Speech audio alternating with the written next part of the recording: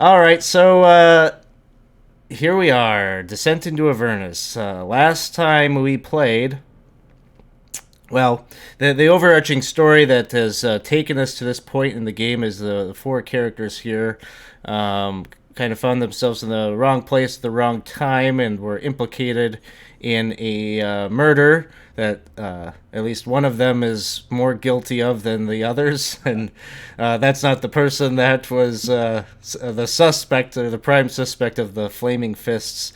Yeah, the Flaming Fists investigation. And the Flaming Fists, of course, really was not interested in the investigation. They were more or less using it to recruit a few more hands for their need to investigate some of the wanton murders that are happening in Baldur's Gate.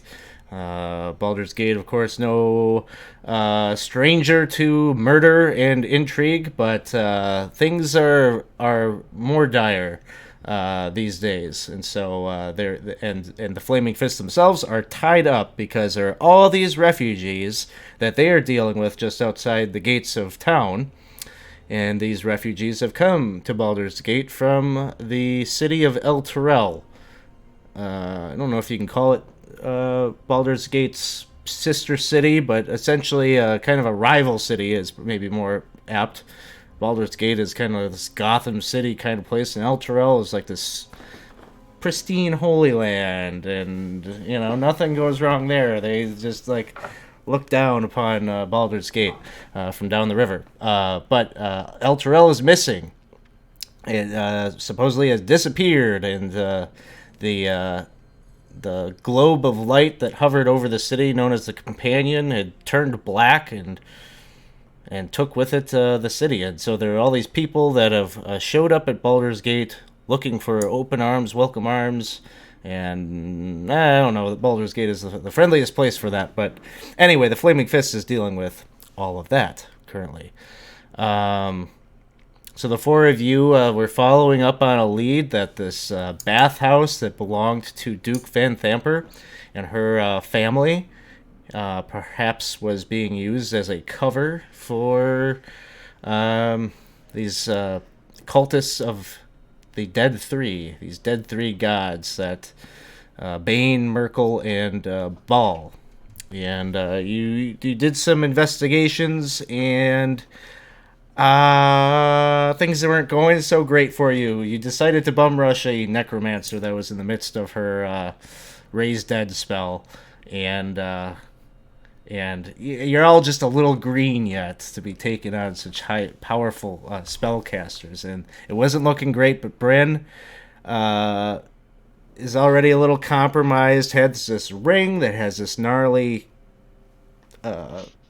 demonic rune on it, and fortunately, it seemed to be some kind of a beacon for a devil named Blackcloak, who offered Bryn a deal to help you all out of this situation. Bryn didn't have time to really read the details of this deal that was made, but she managed to do it, save the day, and you all said it was time to take a little nap after that. You're all taking a brief respite from your adventuring, and by the time you came back down into the dungeon complex, somebody else had beaten you to whatever was going on down here, but you followed up on some tracks. You found a secret passage that was leading you kind of through the city, and you got caught up in this net for some reason. And the guild, which is run by a character named Nine Fingers Crean, she had put Bryn. It seemed like she has some history with Bryn, and threatened the homeless shelter, right? Okay. I always go back and forth between homeless shelter and orphanage, but the homeless shelter that Bryn and her family run seems to be always kind of the thing that she's holding over Bryn's head and making her do certain tasks. And now the task is, well, they heard that you were investigating these Vanthampurs, and they want to cut Vanthampur is Duke Vanthampur is quite wealthy, and if you're heading that way, she had asked you to, I don't ask, told you to fill up this bag of holding that has a twin that they own, and so she wants you to fill that thing up with valuables, and is going to weigh whether you fill it up with enough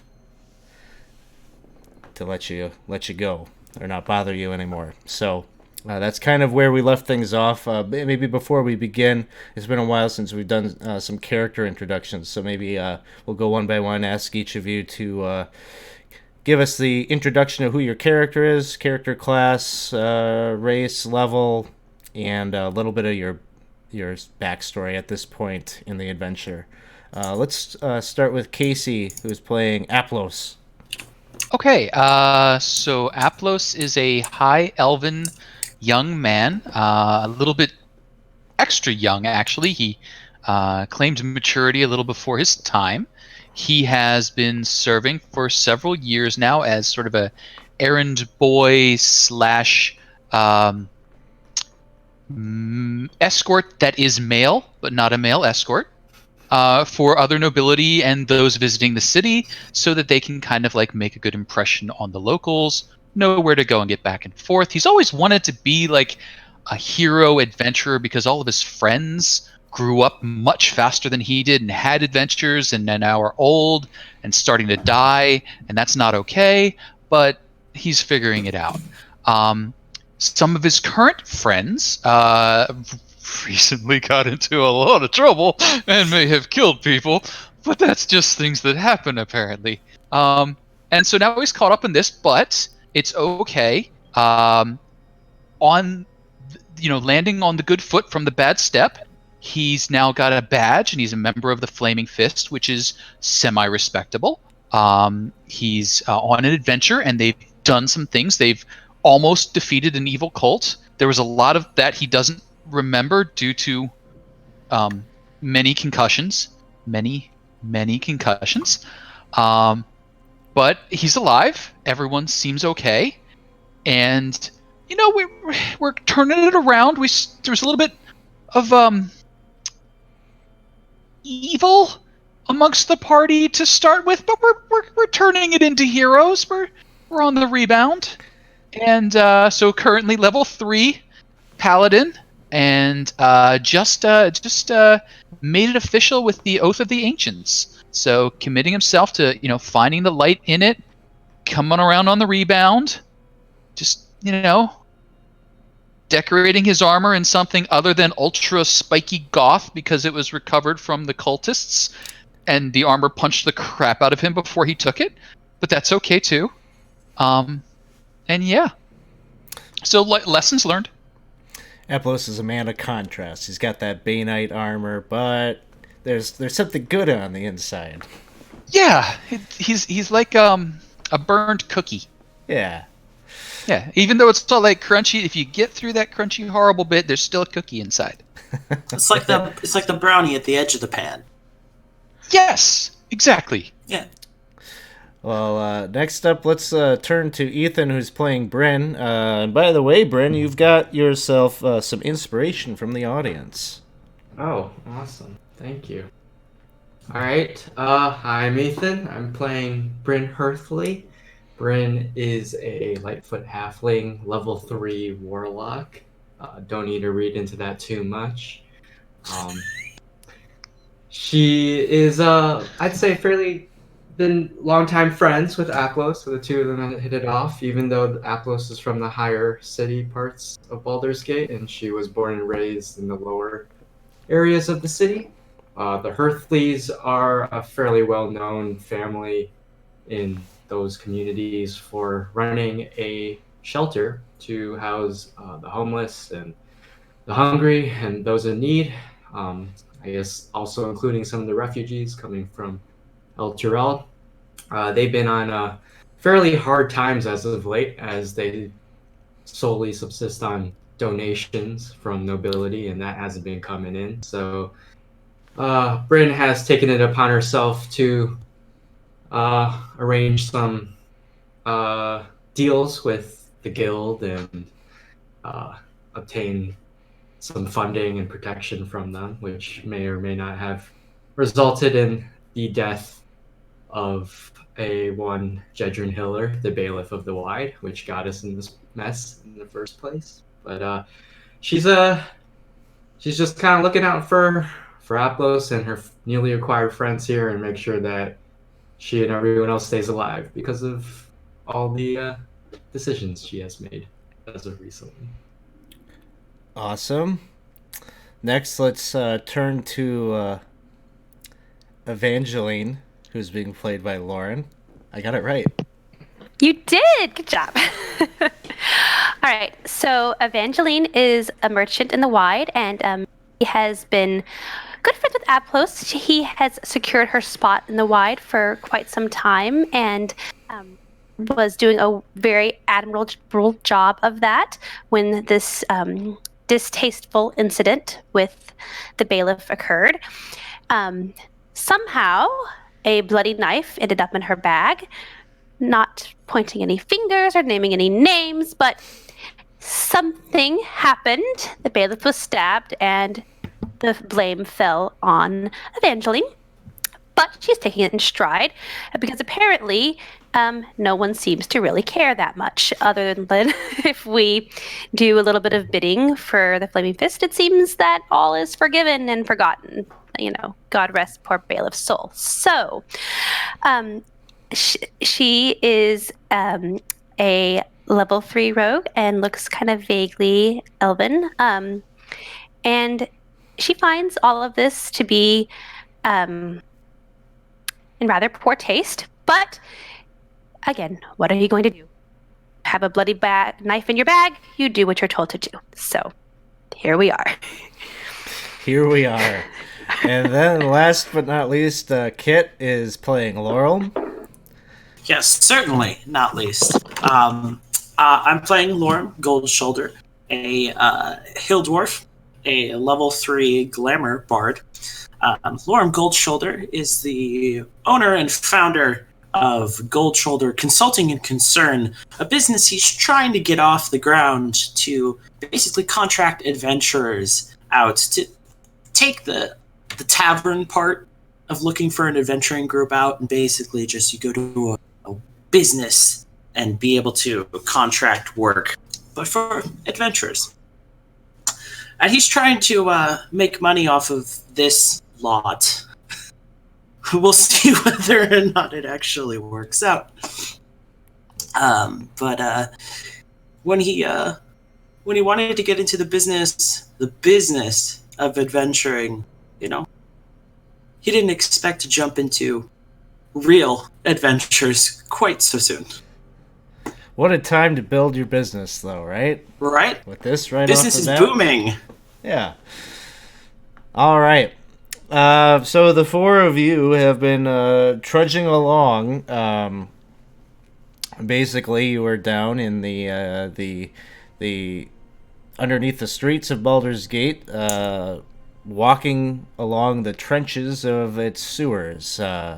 You've got kind of, this really rough stone off to your left and off to your right. The ceilings are probably 8 feet tall from the landing that you were walking along, and there's about 5 feet wide section of stone on either side of a trench that's maybe, 5 feet below you, where there's just this sludge, the sewage, water all around you, ambient noises off in the distance of water dripping from gutters up above.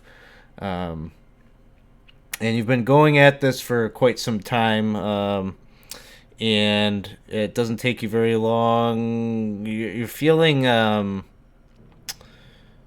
ahead. You can see there's a T intersection that you were coming to. Yeah, I think at the I could be wrong, but I think at the tail end of our last session, I think somebody had asked me to do a check about where in the city exactly you were, and you would feel that you are somewhere in the upper city.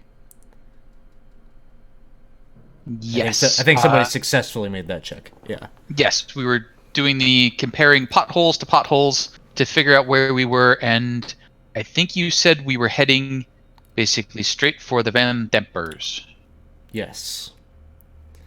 And there was a little bit of northeast-west confusion, but that way.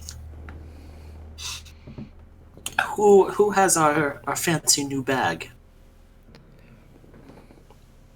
I believe that would be Bryn. That Yes. I seems suppose that's- appropriate. Yeah. Unless one of you want to hold it. Oh There's no, difference to me. no. I think that's a good job for you at the moment. Okay.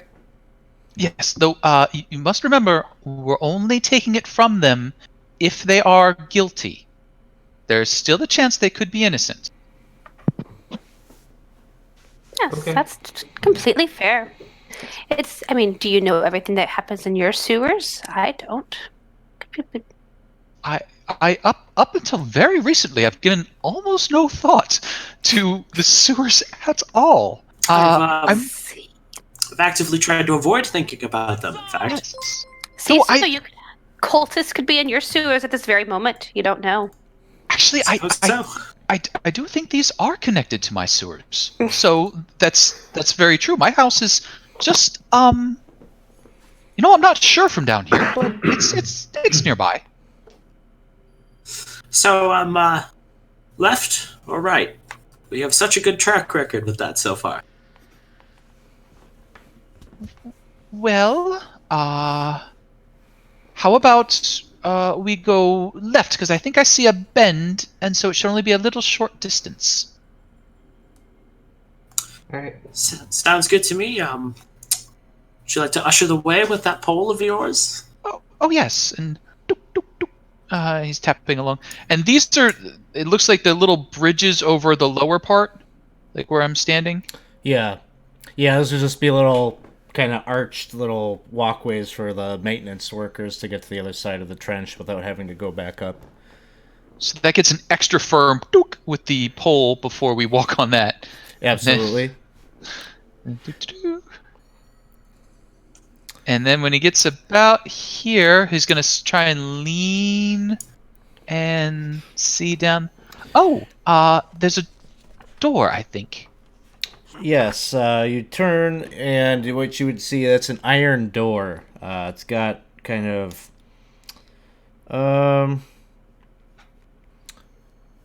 it kind of has that kind of maintenance type of look to it. Not so much like a dungeon door, but this would be like... it's got rivets in it, and kind of an iron handle. No lock or anything like that, just kind of like a push-pull kind of door. Oh, good news. This door doesn't have one of those giant screaming skulls like the other ones did. Oh, good. Definitely want to avoid that. Yes. That was Merkel, wasn't it? I didn't like him. I don't think anyone likes him. Not really a fan of any of them, though, to be honest. No, it seemed a little excessive, really. Still... what are these little green things on the map? Little potholes. Frankly, I have no idea what that represents. Decorative elements.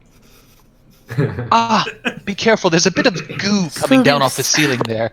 We're gonna say... Well, we're gonna say actually those are light sources. Like, Yeah. we're gonna say those are little orbs of green light that are covering... For the first time, this would be a unique thing, but basking the hall on kind of this lime green aura. Oh, it's lovely. Matches the sewage. Yes, you would have thought they would have picked like a blue color to make it, make the water look a little less. But There's no sense in concealing what it is. It's sewage. well, but you see, concealing what it is makes you feel better about it. Does it? You notice that the sewage smell, which was overpowering, up until recently has it hasn't entirely gone away, but it seems to be masked by something. There's like this lingering odor in the air of something that smells maybe vaguely cinnamon like, or Oh no. Oh, see, we are coming to the noble area. Wait, didn't something bad happen last time you were smelling cinnamon? Cookies? No, it was cookies means I'm about to learn that one of my friends committed murder. Cinnamon, we haven't really nailed down yet. cinnamon they and just- cloves. These are actually my favorite smells, but I didn't expect them down here. So about this door.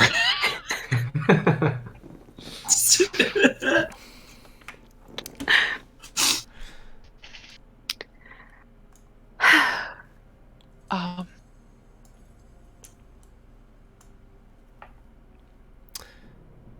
oh, I'm s- and as I open this door, now we Okay, all okay. remember what we learned, right?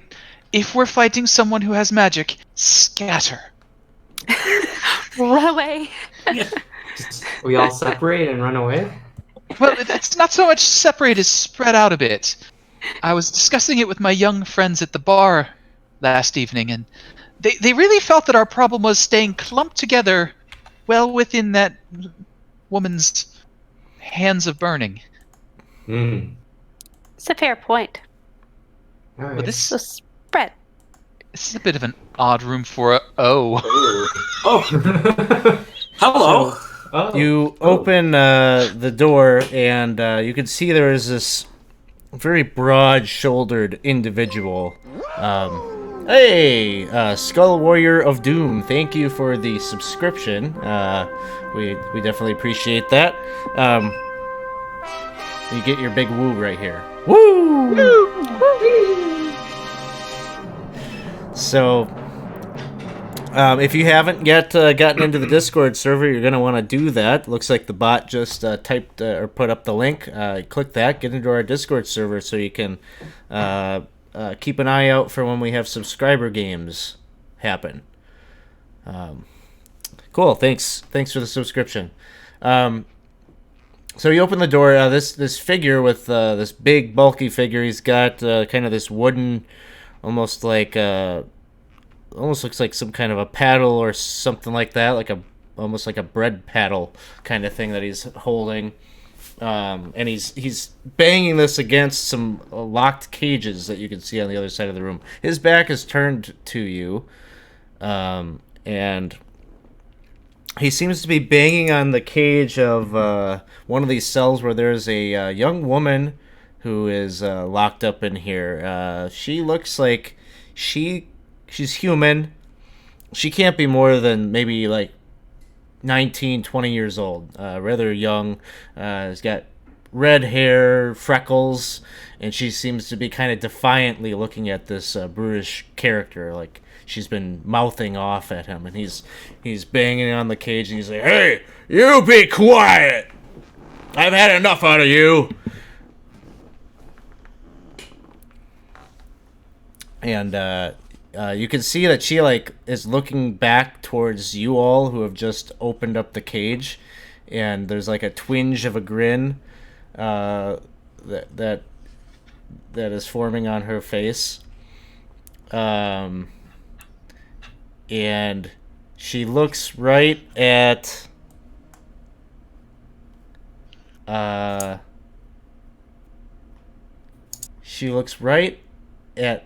Bryn, and she gives like a wink. When you hear him like shouting at her even further, "Hey, what's wrong with your eyes? Stop doing that! Are you mocking me?"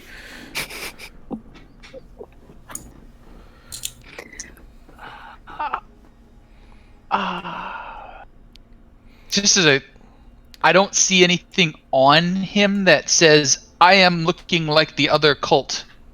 Is that little thing on his shoulder there one of the Dead 3 signs, or is that just a broochy thing?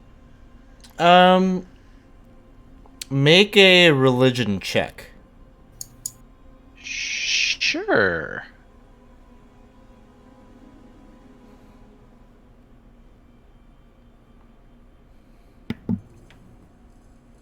$13. You're not sure what it is, but you know that it is not the symbol of one of those other three.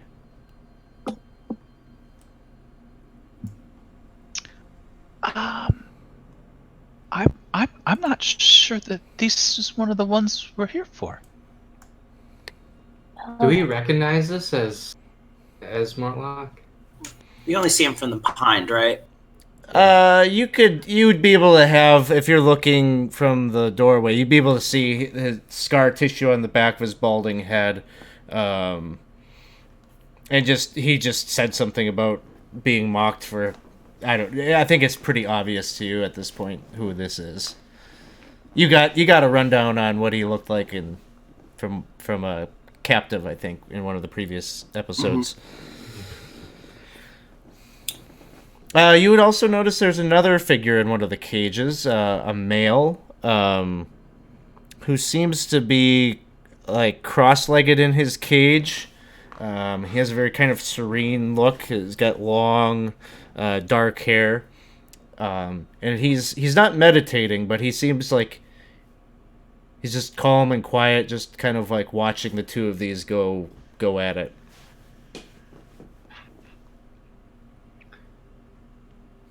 Are we? I mean, he has people in cages. How good of a person can he be? Well, so did the Flaming Fist, and we're with the Flaming Fist. A cage is not a cell. A jail cell. That may be a finer point. Either way, don't we think that?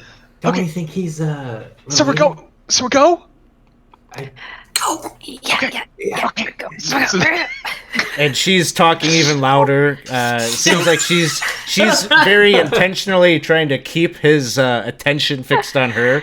And she says, I don't know what it is that you and your mother is up to, but I know that you've got Thavius Krieg down here somewhere. And I'm not going to let you do to Baldur's Gate what you did to El Terrell. And then he just is like, you be quiet about matters that you don't know nothing about. And he's banging on the cage.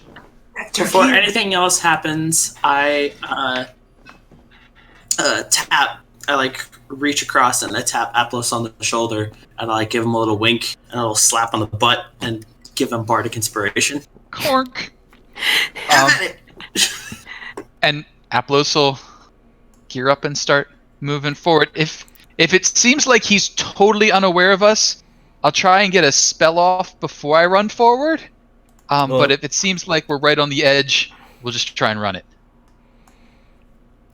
You got a surprise round here. Laurel, you were at the top of the initiative, but you just did your inspiration. We'll go to Aplos. So I will Shield of Faith on myself. And then I will move right up next to him. Boink. All right, Bryn, you are up next. All right. Before we got to this point, could we have said that I used my false life while we were walking, or is that we just start assuming I don't have that up? I think we'll start assuming you. Was this something that you is this like a mage armor thing that you just always do as a? Yeah, basically. Okay, yeah, we could say it's up then. Okay, sounds good.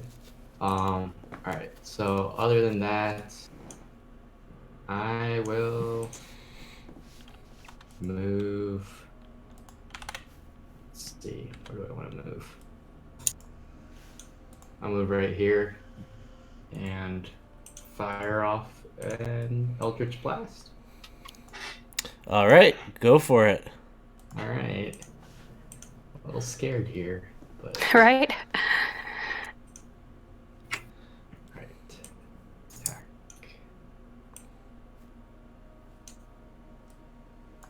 Yay! Nice. That's a Yay. hit. You're like, oh, Miss Bryn, you're supposed to let him surrender first. What? It- After I. Eldritch Alright. Blast like hits him like, and he doesn't even budge. Like there's just like a little like he perks up. Hi. Oh dear.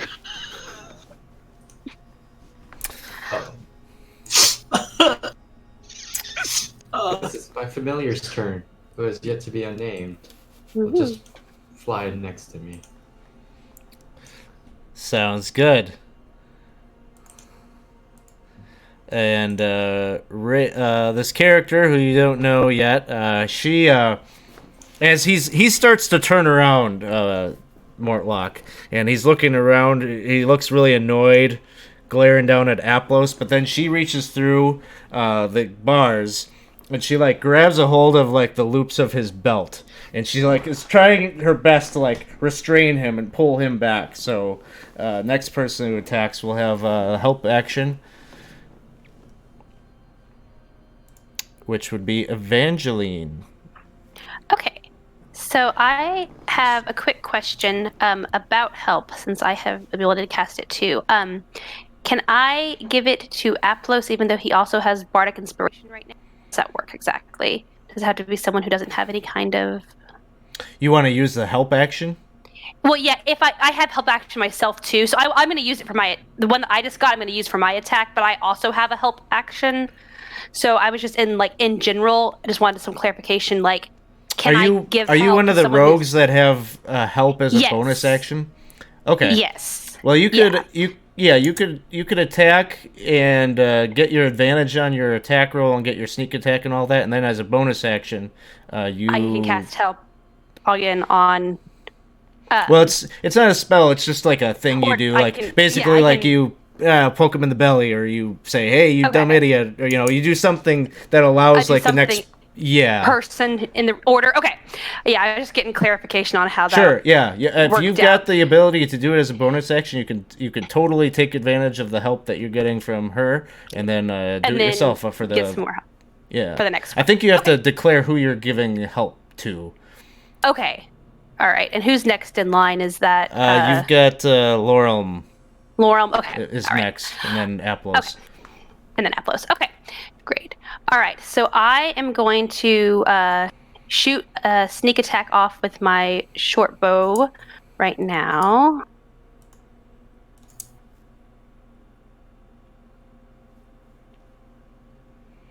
Oof. Okay. You should have advantage though. advantage. So I have throw another advantage, one yeah. in there. Okay, let's throw this there.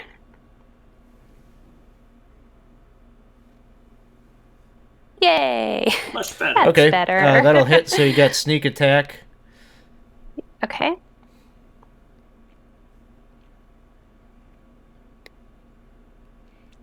Yeah, so Skull Warrior, you're asking about everyone's class and race. Aplos is a elf paladin of the ancients. Evangeline is a elf, An elf, right? Elf, yeah. an elf rogue. I think a little half Half, kind of half elf, yeah. Not so Depending on the elf. day, a little half elf. Yeah. Bryn is a halfling warlock, and Lorem is a dwarf bard. And they're all level 3. Okay. And And then, you're giving help to Lorem? yeah, I'm gonna give help to Laurel. Okay, cool. So then we are in regular initiative here. Lorem, you're at the top of the order. All right. I'm going to run in here. Let's see. Or I'm going to come up right here.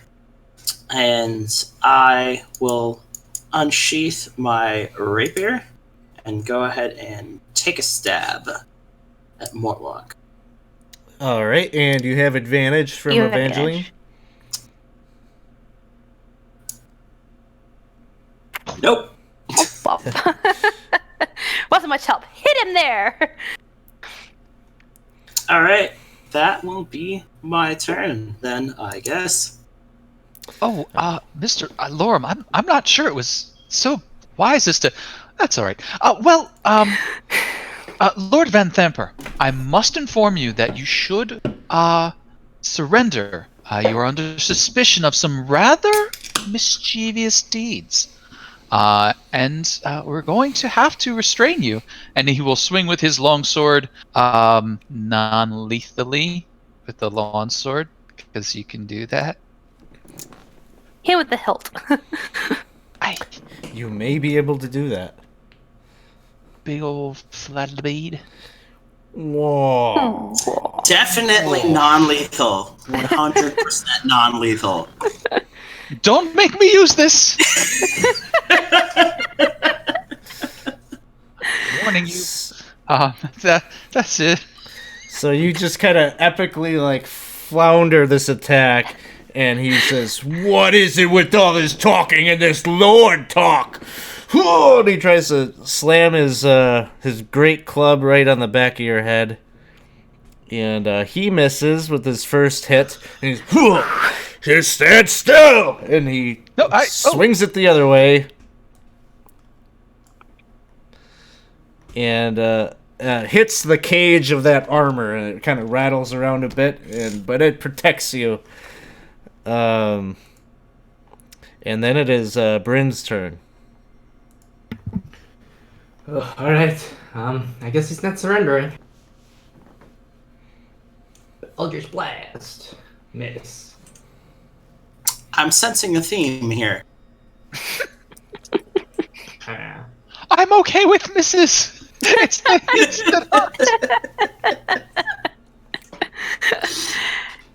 Yes. My familiar is not gonna do anything. All right.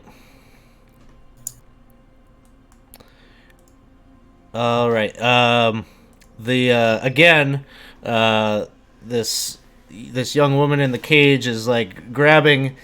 She grabs like his pinky, and he's like, "Stop it!" And he's like trying to hit her and trying to smash her arm. So she's gonna give again Evangeline the help action. Oh, nice. Okay. I'm gonna just take another shot. Oops. Okay. Sorry, I think I might have gotten myself twice. I was trying to. Yeah, it looks like it.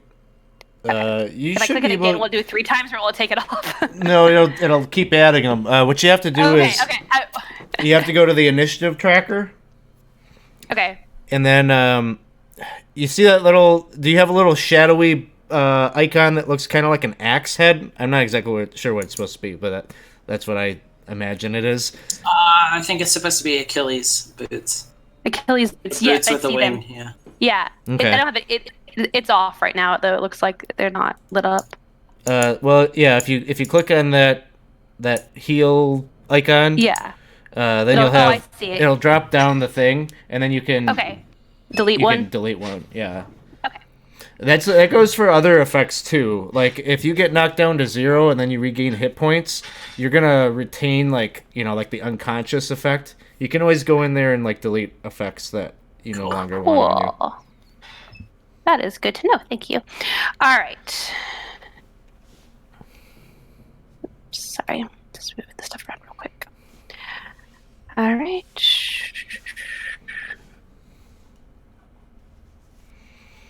All right. I'd say roll it again, but you're not gonna beat that. So yeah. Just go with that.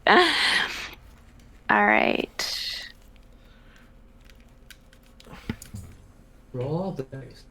Ooh, so many wow, dice. a big 20 points of damage. An arrow sticks right through, right in his chest. And you can see that for the first time he's like taken aback by some damage, and he's kind of coughing a little bit. Blood is spurting out of his mouth, but he still seems solidly on his feet, and it hasn't taken any of the vigor out of him. All right. I'm going to help Aplos this time and be like, next time, hit him hard there. But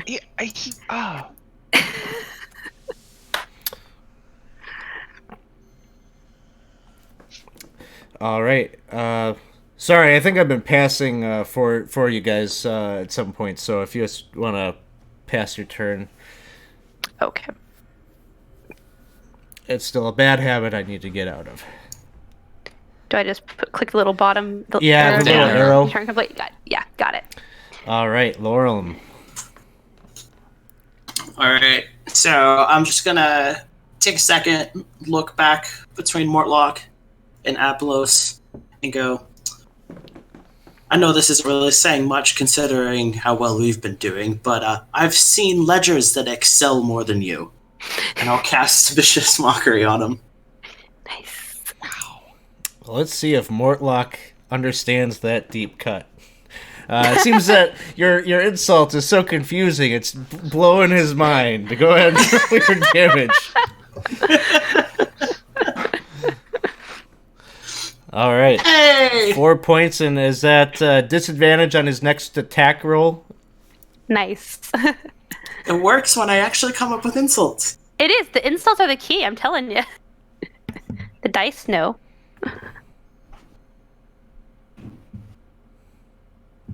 All right, and that is going to be my turn. All right, Aplos. But Vanthampur, the Duke, you must be a lord. No? Yes? Boom. Maybe?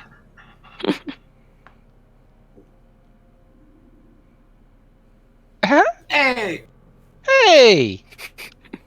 Non-lethal. Ploink.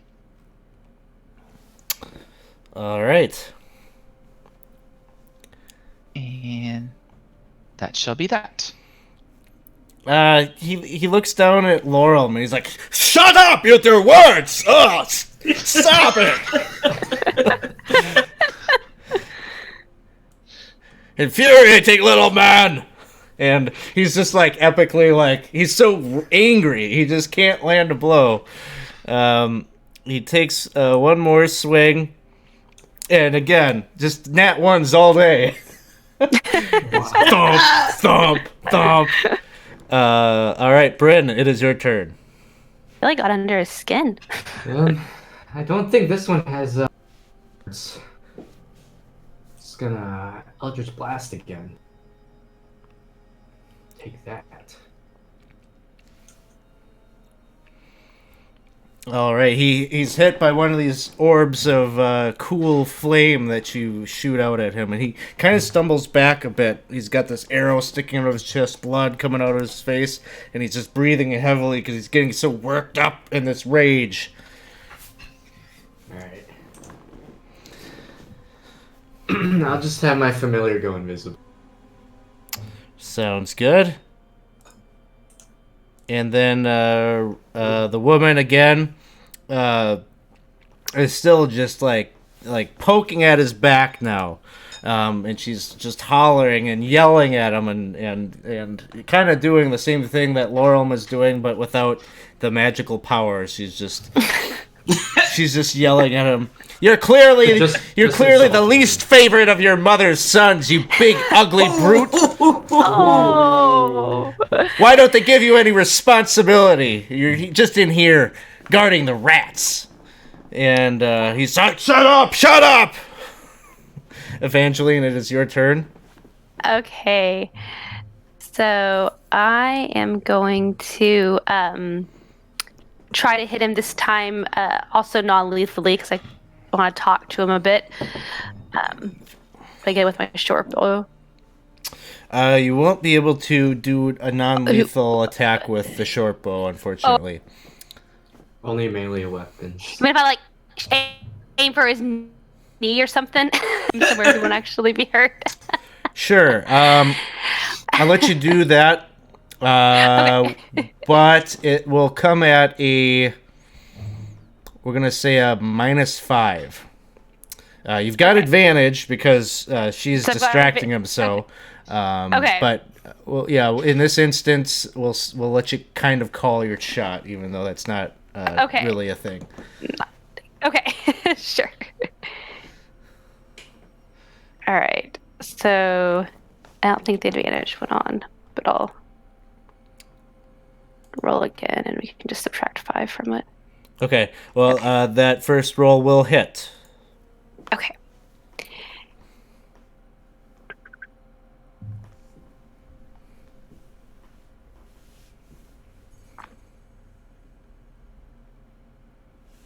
Okay. All right. And then I'll tell Aplos to just hit him gently again. If we can get him knocked out, we can talk to him. Or knocked down, we can talk to him. Oh, yes. Though it would be much better if he would surrender. He could save face. Oh. Oh! Oh! All of you with your jokes! Enough! I hear it my whole life! Are you all set, Evangeline? This one. Are you done, Evangeline? Oh, good. All right. Put it down. Alright, Sorry, I we're was good, we're muted. good, we're Yeah, good. yeah. Sorry. Laurel. Well, I feel bad about saying this now, but you do have a face only a mother could love. And then I'll cast Vicious Mockery again. I already know my mother dare care not for me. That was the joke, friend. That was the joke. I'm going to crush you. Are you? I'm not so sure. And that'll be my turn. Aplos, it is your turn. Just try to knock him down.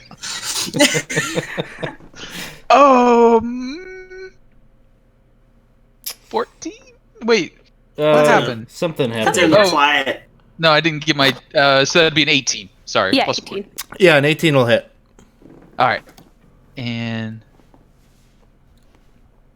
what is going on? Oh, I see what I did wrong.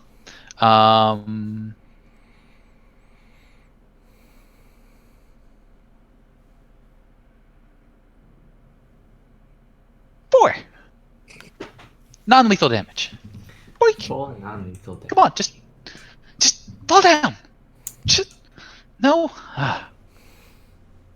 He pulls the arrow out of his chest and he like hits the cage, and he cracks like the fingers of the woman in the cage, and she kind of recoils a bit, and then he swings at Laurel, and he gets a crit. No. Mr. Laurel, no! Why did you stay so close? So long. Oh, that's a lot of Deals dice. 20 points of damage.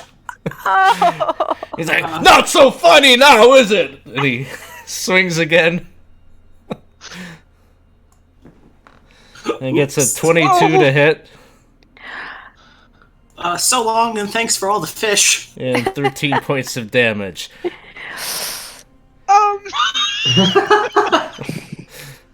Bryn, it is your turn. Okay, Bryn was going to attempt a non-lethal attack there, but I think... Yeah, that... You can't do that. Yeah, no. No. That's a hit.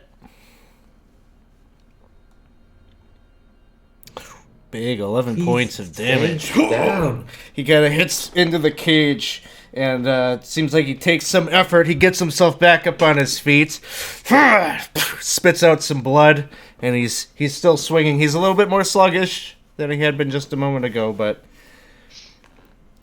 Alright.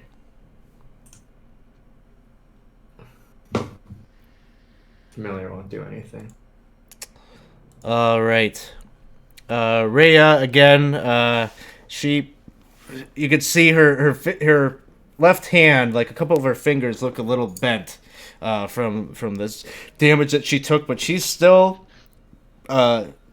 reaching out and like harassing him, giving Evangeline the help action. You could see the other man in the other cage. He's like watching this intently, and he seems like he's kind of like rolling his eyes a bit, but he does stand at some point here. It seems like he steps forward, is kind of taking a little bit more interest, looking out the bars and surveying what's happening outside the cage here. And then it is Evangeline's turn. Okay. And I'm going to call out and I'll just say, look, are you just ready to end this and come with us, settle this in a diplomatic and dignified manner? And assuming no, fine. Are you attempting to do I'm like attempting to, persuasion persuade check? him. It'd be in his best interest to just come with us, stop this fighting. Okay. Yeah, the way that you were asking that sounds like a persuasion check, so you could Okay. do that. Sure.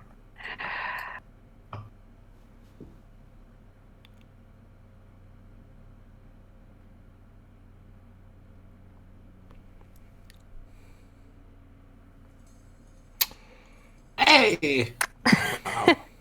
Very persuasive. All right, so that happens. You'll find out what he chooses on his turn, but as you ask, it seems like his eyes are fixed on you. Eventually, he's listening to you. Okay. And Lorem has one death failure. Aplos, it is your turn. You can see he is kind of like there's a pause. There's like a brief pause in his swinging. Aplos is like, hmm?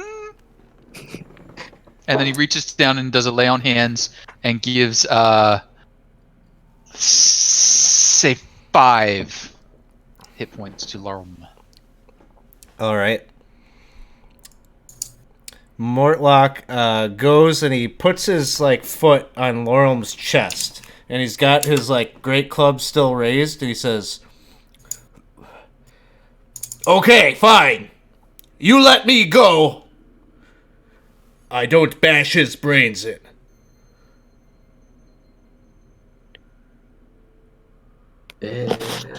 Well, the thing is, it's not so much about we letting you go, you bashing his brains in.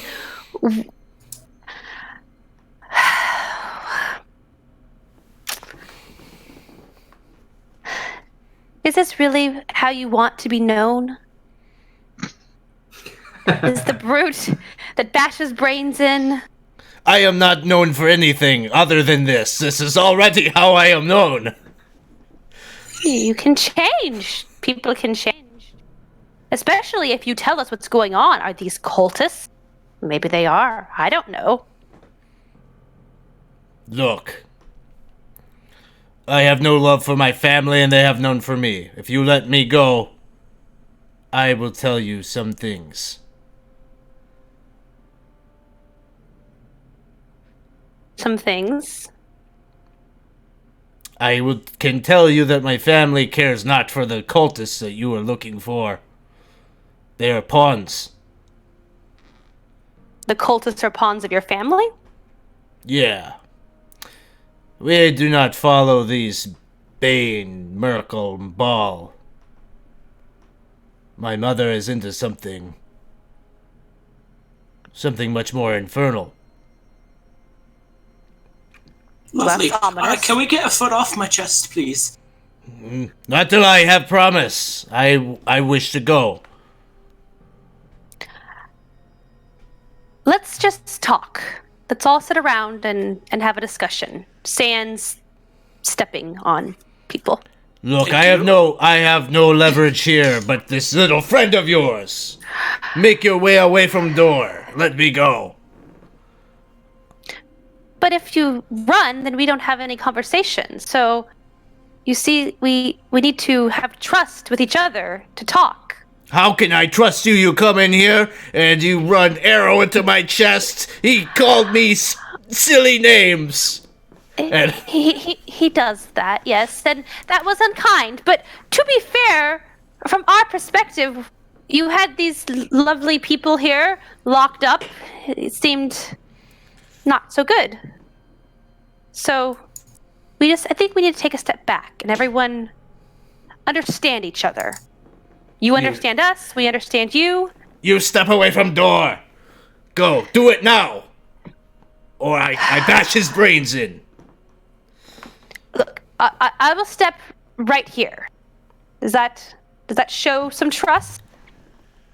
He kind of moves his weight. He presses right down on Lorel's chest, who is alive, but in this very precarious situation. And he moves closer to the door. He's just staring at you, Evangeline, and he says,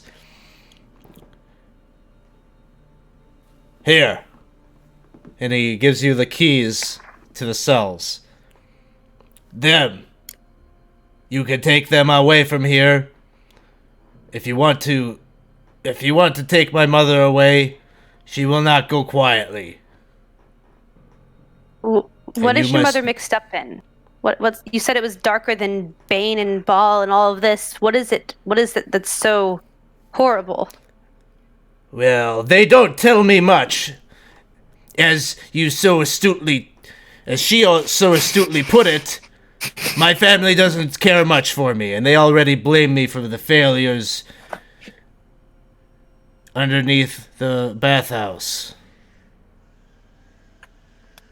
That's unkind, and I'm sorry for that. But surely you think that your family had something to do with what happened with El Terrell? I think so. The holy man is here. You tell me. They are hiding the leader of El Terrell down here. Really? In these cells? Whoa, thanks for the jams, man! Not in these cells, elsewhere. Hey, empty archetype, thanks for the jams. Can you tell us where? Yes. You go out into hall and go down the trench. Take a left and go straight.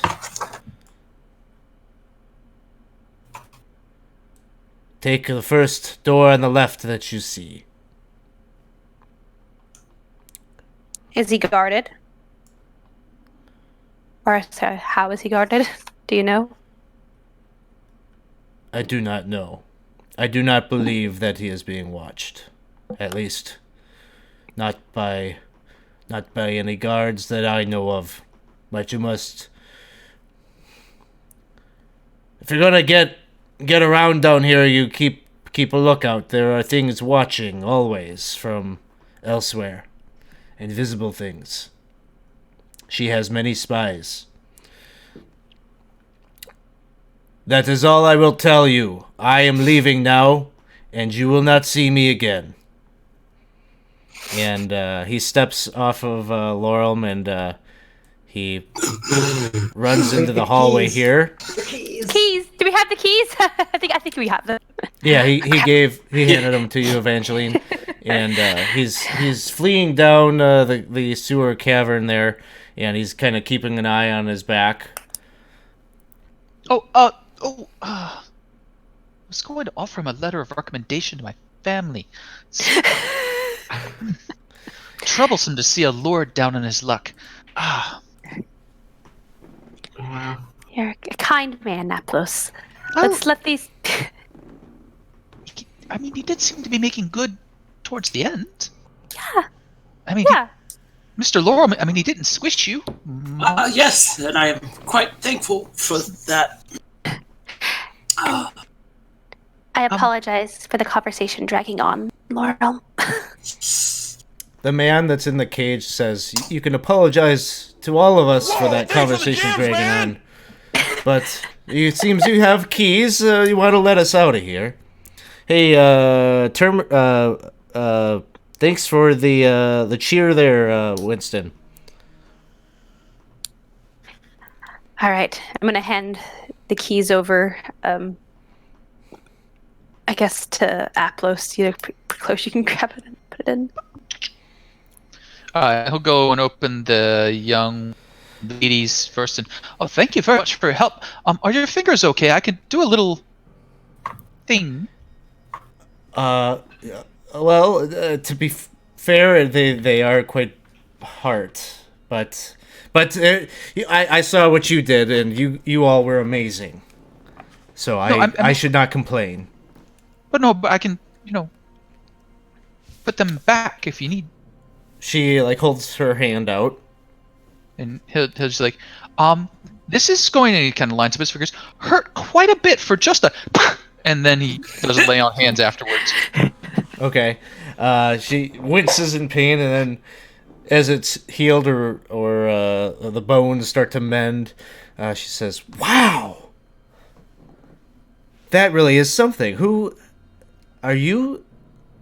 Are you one of the faithful? Do you follow Torm?"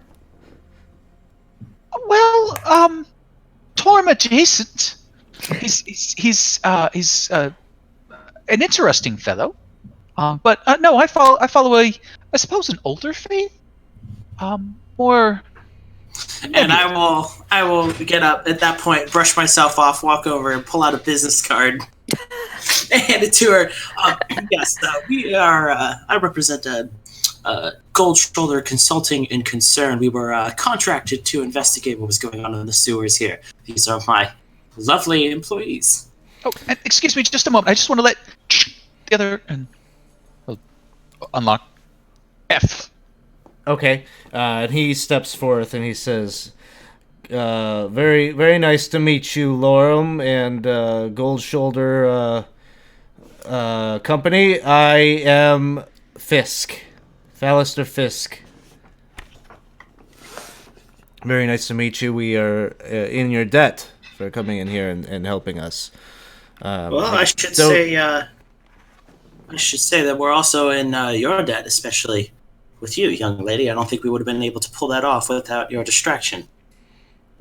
She says, "Oh, I can tell that your bravery will take you far. We are of course in dire times. We need more of your spirit, and I could see it as soon as you opened up the doors that you were our key to getting out of here. But." And then the other man interrupts, "Yes, as soon as you opened that door, I wondered, who are these four that have come to our rescue? What is it that has brought you down here underneath Vanthampur Villa?" Well, it's a bit of a long story, but what it all boils down to is we too are trying not to get killed. Yes, and we're heroes. And heroines. Heroines and heroes. Adventurers. Baldur's Gate politics are involved. That should I be should say descriptive they enough. are. Well, maybe we aren't here for the same reasons, but I have cause to believe. Thanks for the jams, man! Hey, thanks for the cheer, Nuthouse. Huzzah! The Mimic Door thanks you. He says, "I have reason. Well, I was sent here by my employer from Candlekeep to investigate a rumor that we heard that Thavius Krieg, the spiritual leader of El Terrell, is here in the company of Duke Vanthampur herself." Oh, we've just heard that same rumor moments ago. So, I think we can agree that it seems that what we have heard is true. Now, the question is, why? Oh, that is an excellent question. I would suspect that he's a captive? Well, that's one theory. My employer seems to have other ideas. My employer thinks that he has made a deal with an archdevil and sold out El Terrell. And as he says this, you can see the woman in the other cage kind of gives him a dirty look and says, "That's not true. Thavius Krieg is a good man. He's an honorable man. He saw us through tough times. He saw us through the age of the vampire that held us captive so many years ago. He would never sell us out." I'm sorry, Miss. What was your name? My name is Rhea. Rhea Mantlemorn. I am from El Terrell. I know Thavius. Well, I know of him, and I aspire to be like him. I went there. I went to El Terrell at a very young age to learn the ways of the Hell Riders. I wish to be one. Oh, we've heard of you a lot recently. Yes. Well, there are some of us who led many of the refugees this way, and I am not alone in that. Unfortunately, I actually brought a group. I smuggled a group within the walls. I found a way in. Paid off a few flaming fists to make our way in. Try to find some more hospitable arrangements. I don't know if you've been out there in the ghettos outside of the city, but it is horrendous living conditions. So we made our way in. And I heard Shouldn't have done rumors as well that Thavius Krieg was here. And I did find that to be somewhat peculiar, but my hope was that, just as you said, maybe he's a captive, and maybe he can help us. Or maybe he needs help. So I came here, but I, of course, got captured. Well, should the two of you wish to join our company, we could proceed together and find out which is the truth. We just so happen to be heading towards the Vanthampur property as well. And Apt timing. Fallister Fisk says, well, you found it. We are directly underneath. Oh, more the Brilliant. upstairs bit, really. Yes. We have our own. We have multiple things that we're trying to accomplish here. At least one of our goals is aligned to discover what exactly is going on in the city. It seems to be suddenly related to whatever happened to in El Terrell. Oh, this may seem a bit odd, but do just indulge me. And he walks over. He's like, do either of them smell like cinnamon cloves? No. Neither of them do. I knew Mortlock was a gentleman. He still wears the It was Mortlock the whole time. He has some special cream he rubs on his face. It has some cinnamon. Fallister Fisk says that scent that you smell is how you can know if there are some of the guards nearby. It seems that they don't find the scents of the sewers all that appealing, and so they walk around with sensors that carry that scent. Oh, That benefits us greatly. clever though. It is clever. I feel like I would like to volunteer not to be the one sniffing deeply to scent it. Would any of you like to volunteer? I don't know. You seem to be the one that has the most smelling experience as of late. Yes, and I feel very bad about that. Yes, well, I don't smell it right now, so I think we're okay, and he'll just sort of come out here and, like, hold his nose while he sniffs deeply, if that makes sense. Like, I don't want to do this, but it's... So, no, it smells less powerful than a few moments ago. I think we're good.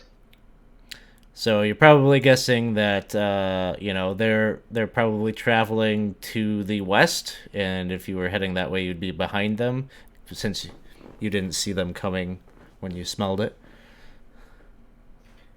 Well, if Mortlock's correct, we should go find this Thaddeus Creek fellow.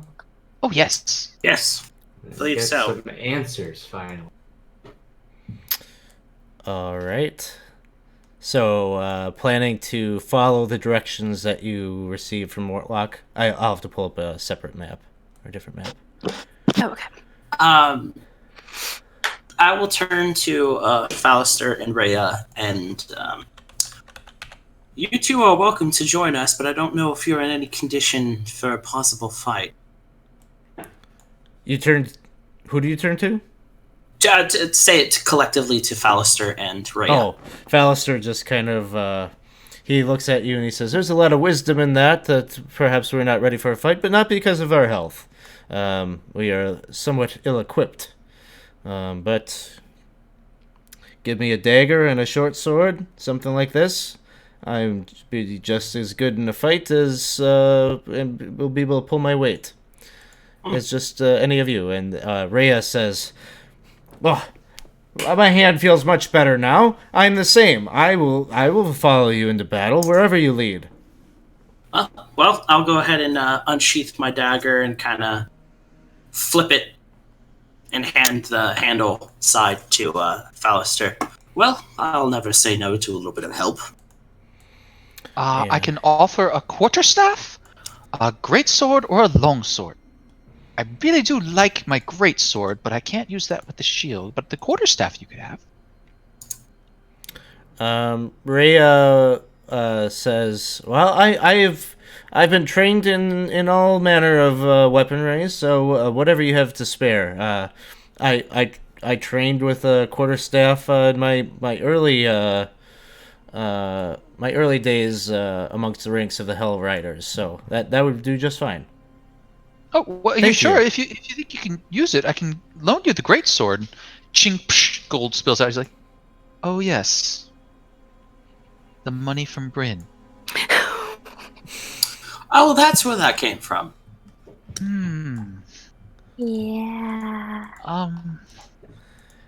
Just Technically, it was your money to begin with. I'm just returning it to you. Oh.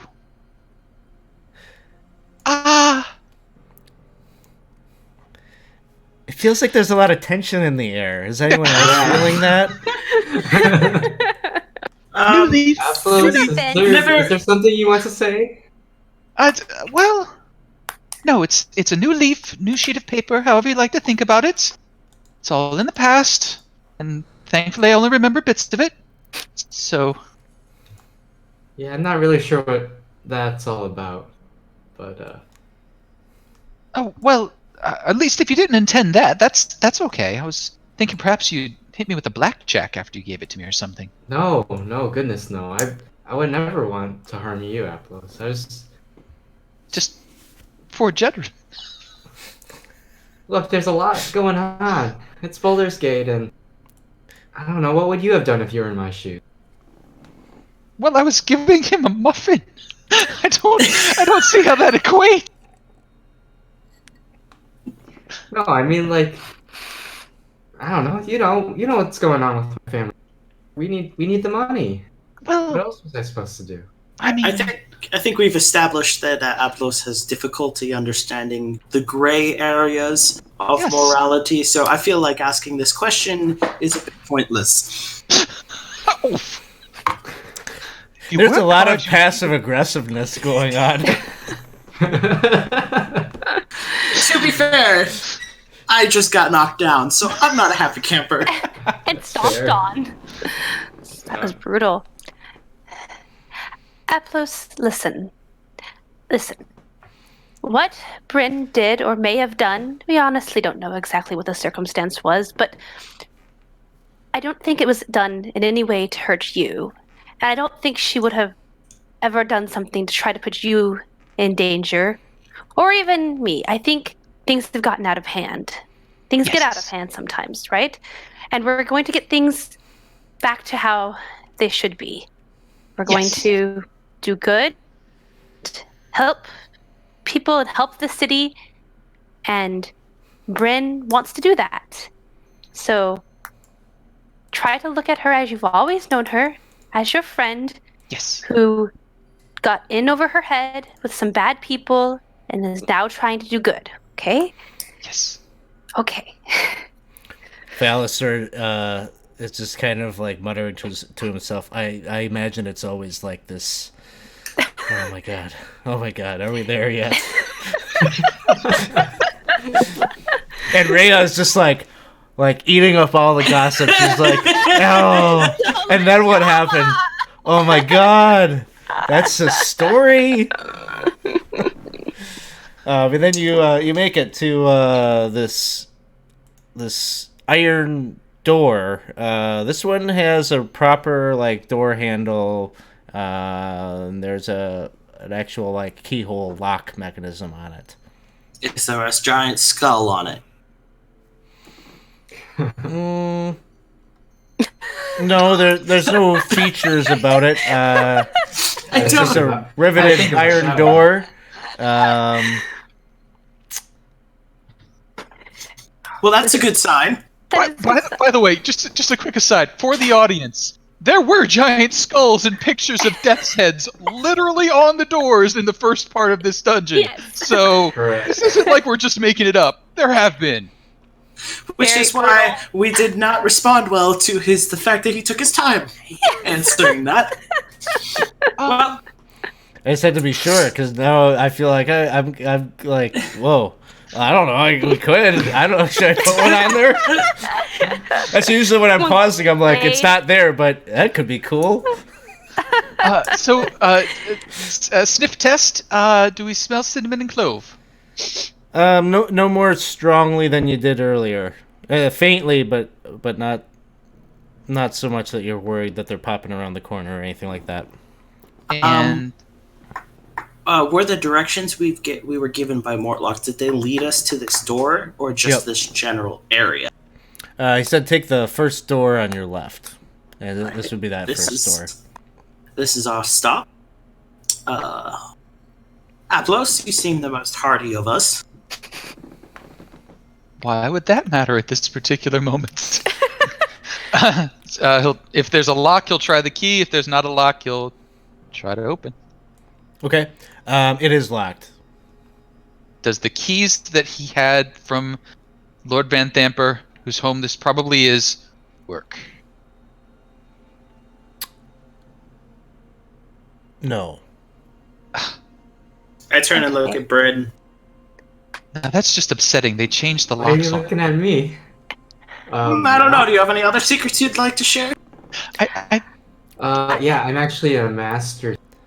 Give me a second here.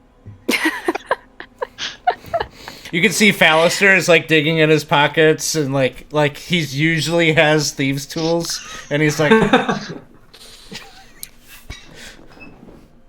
I do have thieves' tools. If anyone Oh. is interested in Oh. them. Look who's got secrets now. Why would a jewelry merchant be having these tools of ill repute? Because occasionally I will get something that comes in and it's locked, and I get it and I have to open it to see what's inside. And you don't always come with a key. It's very proper and normal. But anyways, I have them if you'd like them. No, be my guest. Okay. All right. So I'll try to do that. all right, thieves' tools check. Really, I don't think you got a box for it. You just do you can roll a d20 and add the modifiers that you would add on there. Okay. All right. All right, even without knowing what your modifiers are, this will be enough to unlock the door. Would you like to open it? Yes, carefully. I will open it, kind of halfway to check for anything that could be triggered by opening it. Okay, kind of creaks open, and there is somewhat of a light source on the inside coming from candlesticks that come from wrought iron holders that light the room off of the walls.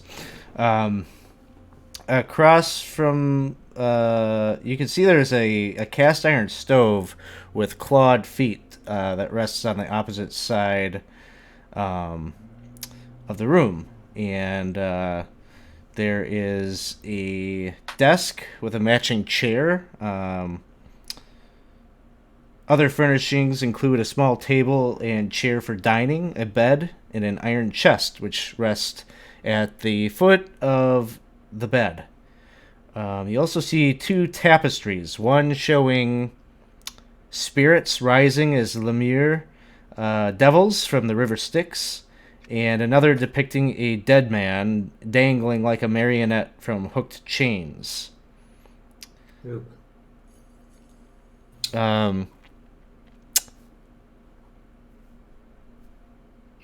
But I don't see anyone inside. You do. Okay. Standing near a beautiful golden shield, at the opposite end of the room, there's an old man in plain garments, carrying a lit candlestick himself. He seems to be facing this shield. I could pop up an image here.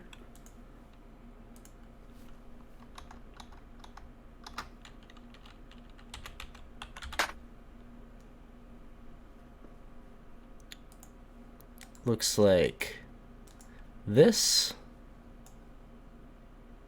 Oh, the man. Or the shield. The shield. This is what the shield looks like. The man doesn't look nearly as terrifying as this thing. He's just kind of a frumpy old man, graying hair, and he turns to face you. This pudgy old man, and you can see as he turns, the light from his candle casts kind of this eerie shadow upon the wall that seems to be a horned fiend with small wings, and the shadow is kind of like fluttering on the walls, almost like the shadow is watching you all as you come into the room. And the man looks and he says, "Oh, who are you? Have you come? Have you? Where have you come from?" Could ask the same for you. Oh, well, that's not how introductions go. My name is Aplos. Aplos, please. And you are? And before he even has a chance to intro himself, Rhea says, "Well, that's Fabius Krieg, of course." And she kind of runs into the room and she says, "Sir!" And she kneels down on one knee. Uh-oh.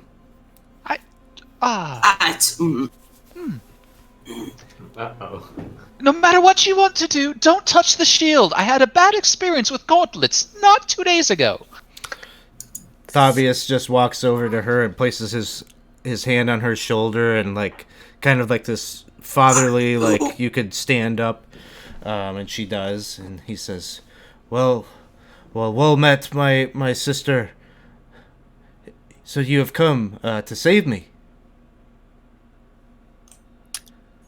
Yes. Yeah. We heard that you were being kept here, and so we've come to see how we can assist. Oh, good. Then Duke Vanthampur doesn't know that you're here. No. Probably not. Well, we've been told that she has very good spies, but we haven't seen them yet, which means either she doesn't or she does. It's hard to tell. She has many spies. She herself works with many fiends that she have in her employ. We must be careful. As you can see, and he points at the shadow on the wall. We're being watched. So, mum's the word. We should get out of here as soon as possible. Oh yes, I suppose so. What is that? I believe. Yes, fiend, I think. And he'll detect fiends. Go ahead and do that. That's a spell. That's just the paladin. Oh, the Hang paladin. on. Yeah, divine, Yeah, like divine sense. Divine sense. Got Yeah, it. so he'll sniff and smell cookies. You, what else do you know? Just the type. There's a fiend for sure in here. Yeah, number? it's just a fiend for sure. It's in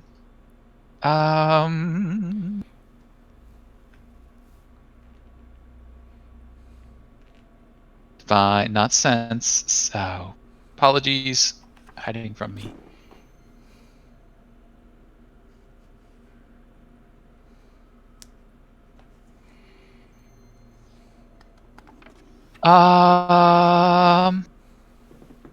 Until the end of my next turn, I know the location of any celestial, fiend, or undead within 60 feet that is not behind total cover. I know the type, celestial, fiend, or undead, of any being whose presence I sense, but not its identity. Strahd example. Okay. You detect a fiend within the shield. Oh. Oh. Well, good news. My instincts were correct. Don't touch the shield. It's a bit fiendy. The shadow, not so much, but I think it might be related to the shield. Can I insight or like? Sure. I want to see what's up with this Thaddeus Creed. Oh, that's not how you do it.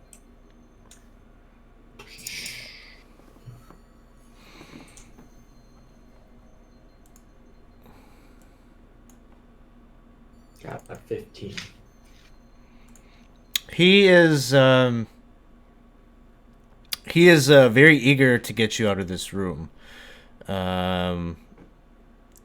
You think that he definitely is embarrassed, or he knows it's damning evidence of some wrongdoing of his that there's this shadow that is being produced on the wall like that. And you also, probably with your insight check, realize that he recognizes that Rhea is going to be his biggest defender in this situation. So he seems to be kind of talking directly to her, and he says, "Come, my child, we must get ourselves from this place, this terrible place, as soon as possible." I'm going to start whistling the song we heard from the Elf Song Tavern in the back of the room. And I'm not being subtle about it. Creepy. Okay. Wait, what are you? How exactly did the Vanthampurs capture you, Mr. Creek? Well, I came here with the rest of the refugees, just like those that are on the outside of the city, and I of course am a very high profile, and one of them recognized me. I'm sure that they are keeping me here for some political purpose, hoping to use me as a pawn. Hey, Moondog, thanks for the subscription. Woo! Hey! Woo! Good to see ya.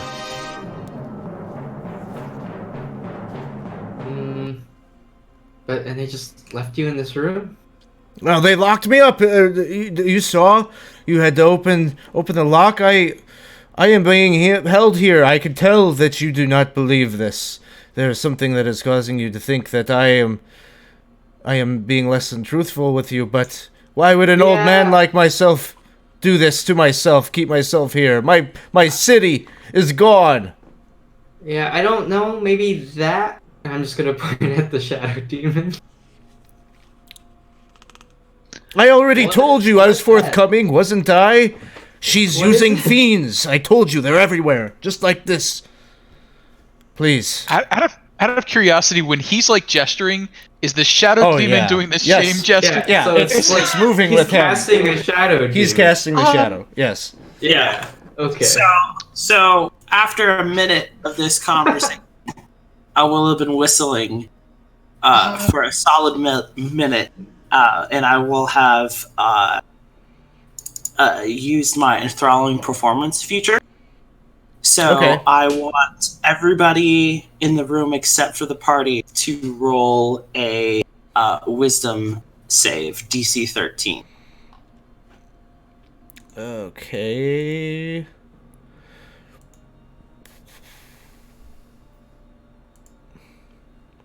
Thavius makes it.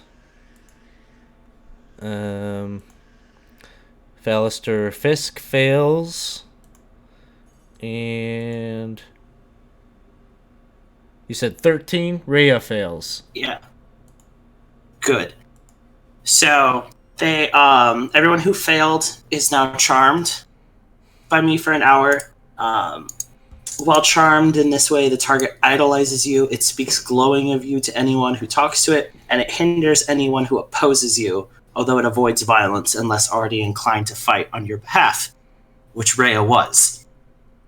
So, Wait, what? Because I asked if Rhea wanted to join us, and Rhea said that she would gladly join any battle where we led her in battle. So she's already inclined to fight for me. Oh, I thought you said fight you, and I was like, No, fight for me. Okay, got it.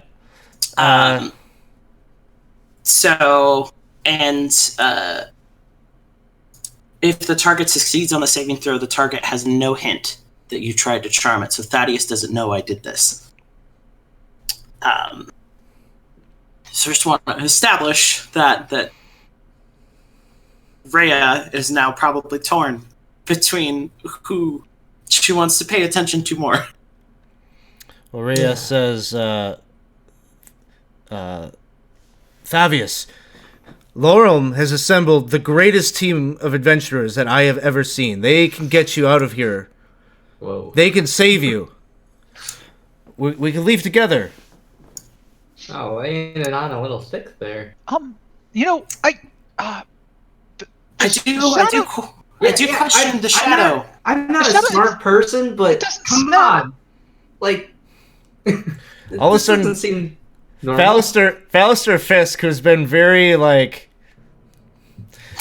I'm not done. not so entertained by the gossipy, all the little infighting of the group, steps in and he says, I have listened to these four squabble in the hall, and it is clear to me that Lorem is the only sane one amongst all of them, and is the clear leader of this band. We can, if we have to save this Thavius, I am, to be fair, I am not convinced that he isn't a fiend. This shadow seems to imply something more to this situation. Rhea, I want you to look him in the eyes. Is he truly who you think he is? And Rhea looks at him and says, Why, of course. Lorem, of course, you're going to help him, right? You're going to help us? You're the only one that can. Yes, I would like to help here, but I question whether or not we're being tricked. I mean, Mr. Creek, if you could explain this. Applos, is this the fiend?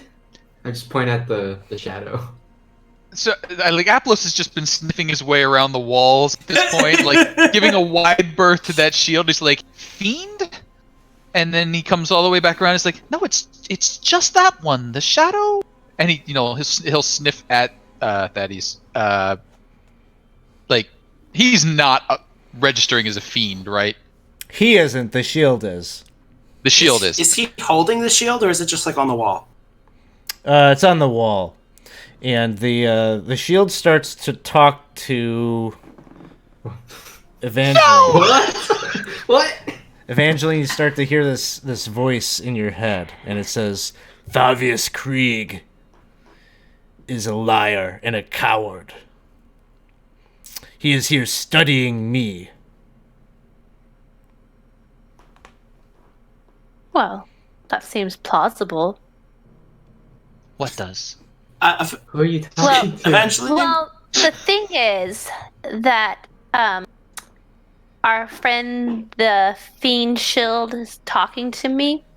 But what he says is that Thaddeus Krieg, is studying the shield, the Fiend, and that's why he's here. And then he said some insulting things about Thavius, like, quickly whips around and looks at that shield, and then he attempts to, like, bolt out of the room. Oh no. I will try and tackle him. Go for the knees. I want to take him to the ground. All He's right. an old man. Make a That's why I'm strength going check. to the knees.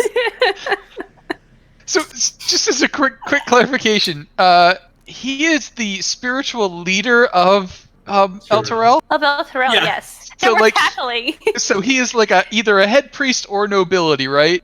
And an old man. Mm-hmm. I'm not trying to hurt him. I'm just like trying to stop him. Very Apples clearly is like, stop him. this hurts my soul. This is like Archbishop level, right? I just want to make sure that it's yeah, okay.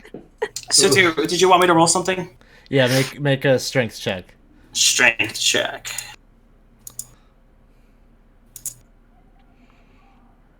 Thavius got a 16. I'm real proud of my boy here.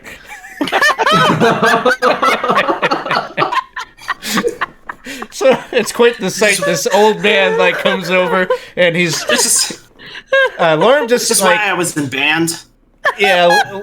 Lorem just it's just like awkward the way that you try to grab a hold of him and he like does kind of like this jerky movement that like kind of like his elbow just kind of like flails and hits you in the face. Like it's not like he's overpowering you or anything. He just like gets a lucky like elbow into the face and you flinch and you got like the bloody nose and he's like, oh my god, I'm gonna get out of here and then there's two more, Bryn and Evangeline, and he's like and he's Does gonna try Rhea to see him? Does Rhea see him draw blood from me? Oh no. Oh, you're gonna make her make a decision. Oh. I can't make that call. I just want to point it out. You're gonna make her make a hard decision. Are you? I don't know. I'm not interpreting that ability as, you know, he's not really like fighting you or anything, and he, you know, she's got this like that's like the Pope, and she's a member of the church. Like I don't know that it overrides her devotion to. I don't know. That's your call. That's your call. Yeah, I'll leave that up to I you. don't think so because she's not convinced yet that he's evil. Okay. So, Alright. I have an hour to fix that. yeah. I'm just gonna kind of hold my hands up and be like, whoa, whoa, whoa, whoa, whoa. You don't need to flee from us. Look, we want to help you. I think you might be under some bad influence right now. Maybe we could help with that. Huh?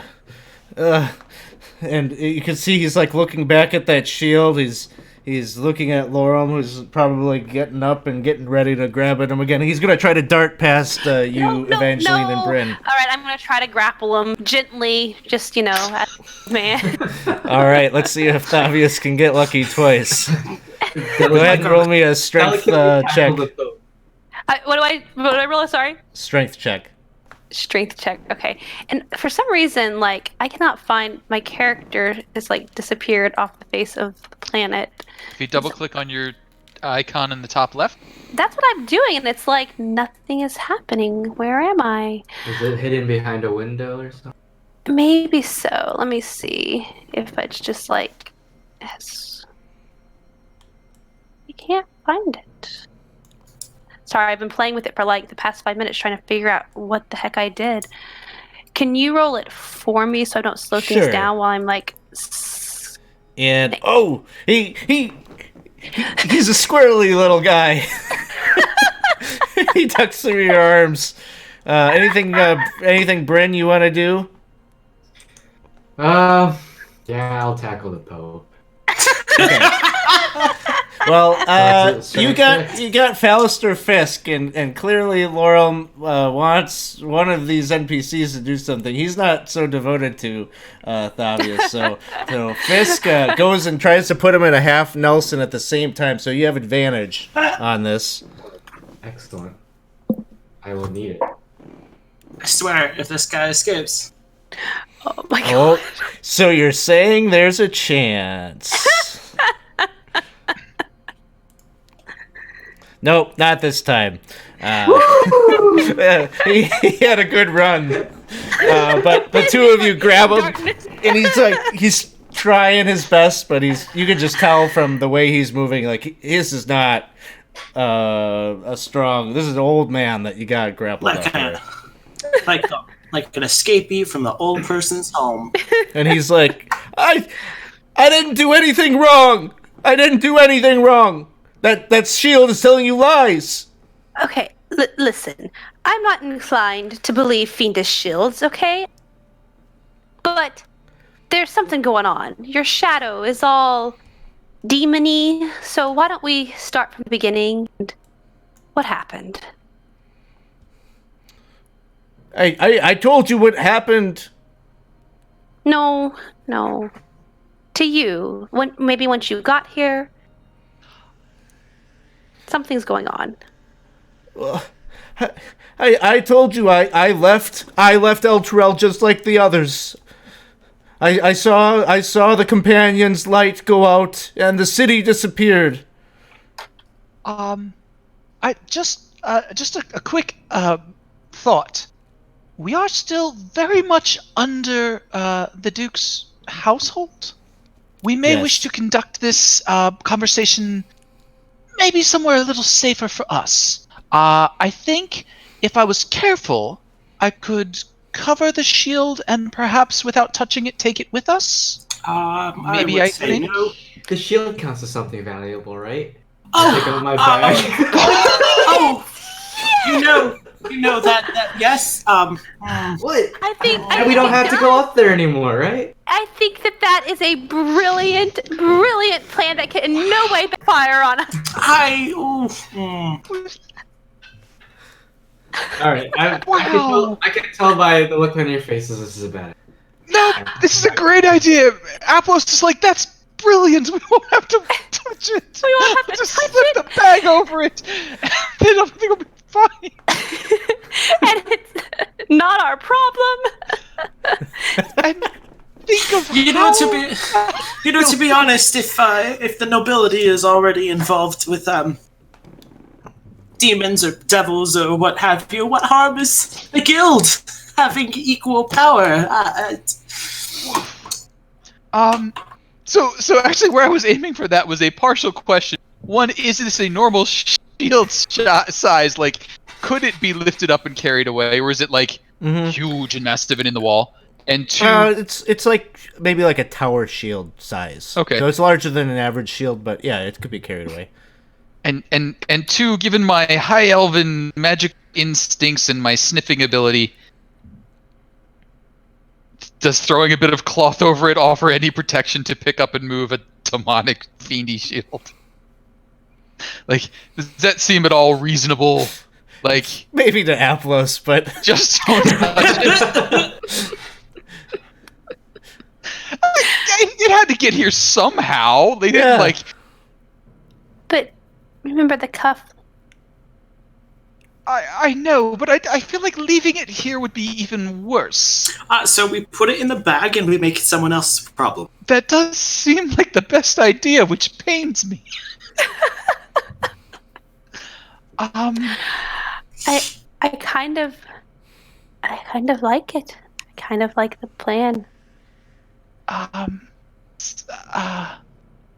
Would I have any... Rhea says, Lorem, what do you think we should do? Yes, Lorem. Yes, Lorem. It's a moment I've been waiting for my whole life. Both Rhea and Fisk are like attentively like. So, question for the DM. What would I know of? Because Nine Fingers kind of explained in large, brief terms what the bag did. Like, I think it's been established at this point that there's obviously some sort of teleportation magic involved. Because he goes in this bag and it ends up somewhere else. What would I know about, or how much would I know about those mechanics involved? Probably nothing. Probably nothing. You're just going off of what the guild told you, you know. I mean, they basically described it to you in terms of a bag of holding, so you probably know something How much about do how I a know? bag of holding works. It goes into extra dimensional space and is That's accessible the by the material plane Okay. by another portal. So That's part A of what I want to know is whether or not Lorem would understand that of course extra dimensional that's an spaces are involved. assumption that this operates in the Yes. same way, but I have no that's idea, probably what but you believe. that's what I'm after. This is a long shot, but would I know? What are the odds of me knowing anything about whether or not, like, demonic or devilish influences? Like, if I suspected that shield of having cast something on Thaddeus, would removing the shield from this plane, is that something that I would make believe? an Arcana check. Anything's possible.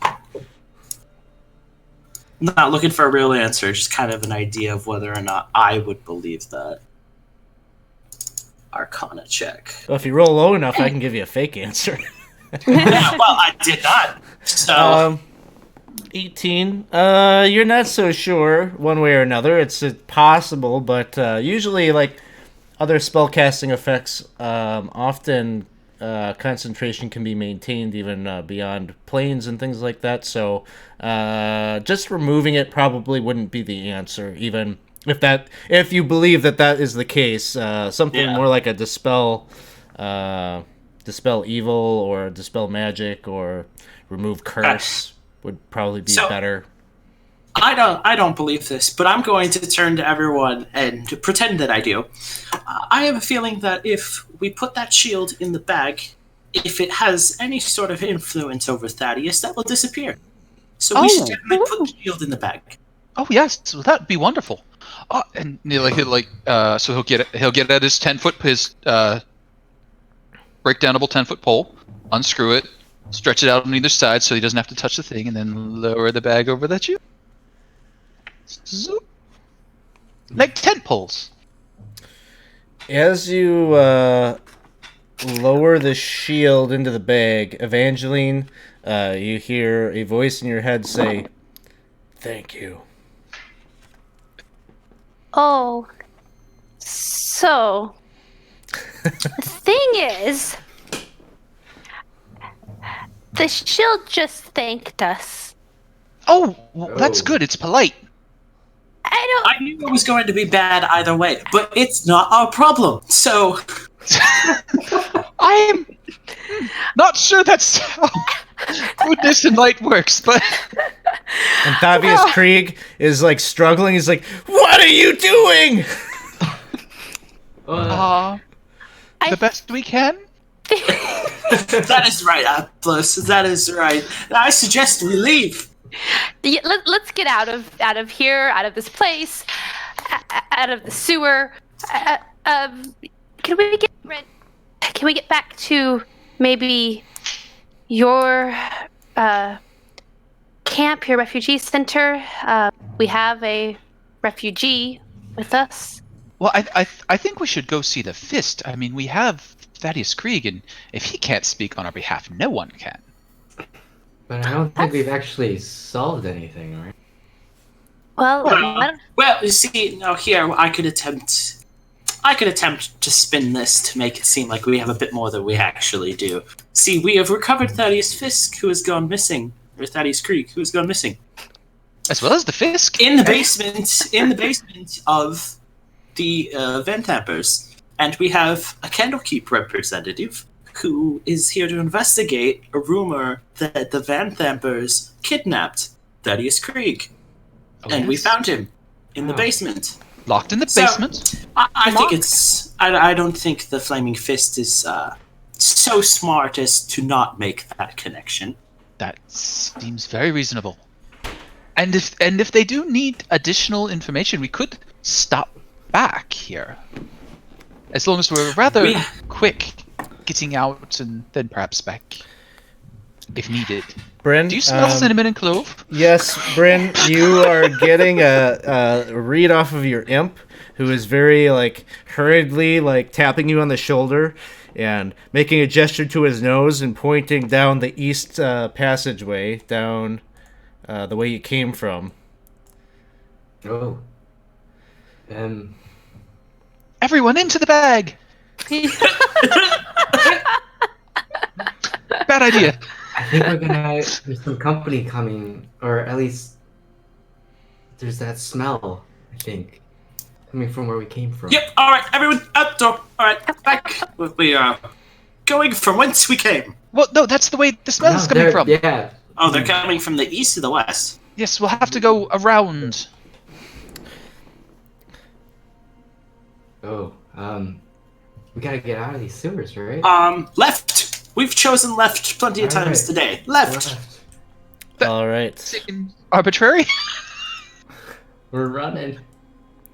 So the end of this sewer tunnel ends in it looks like collapsed stone. That this passageway at some point had been manufactured to cave in on itself, to block that pathway. To the north, you can see more tunnel. I am urging everyone to exit the room and entrusting Thaddeus with Fisk. Okay. Or other way. Oh yeah, I get you. As you're traveling, Fisk leans over to Evangeline and says, "Now, having Thaddeus is all well and good, but it doesn't really prove anything. My contact believes that he did indeed make a deal with an archdevil, and that the contract is supposed to be here. What we had heard is that he traveled with a magical box of sorts. And based on our divinations, we believe that he kept whatever contract he made to sell out El Terrell inside." Well, that's quite So useful definitely information not- to have. Definitely not that iron chest we saw. No one checked that out, right? No, we didn't check the chest. Okay, look. I think that it would be foolish for all of us to stay here and get caught, but I do think we need to investigate that.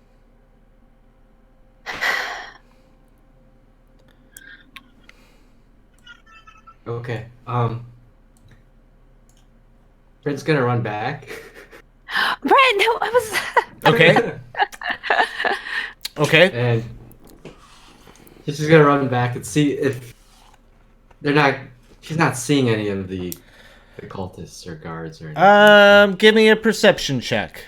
All right.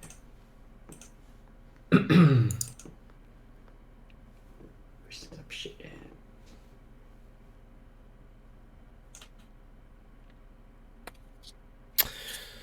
You sense they are like all the way down at the original bend, right where the prison was. So that would be some like 100 feet away. Okay. Do I have time to sprint into the room, grab the chest, back? Well, big possible. chest? You're gonna want to try to do this without being seen, so that would be a stealth check. All right. I Fair didn't say it, so All right. That's my stealth. All right, you get into the room, and you kind of softly maybe close the door behind you. What are the rest of you doing? I'm seeing Bryn run backwards and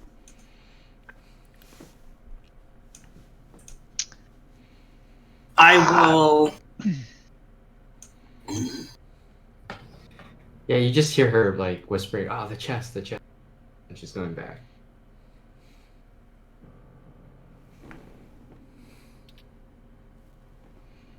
damn it, Bryn. I'm going to just start running back. You're running back. Okay, stealth check. No!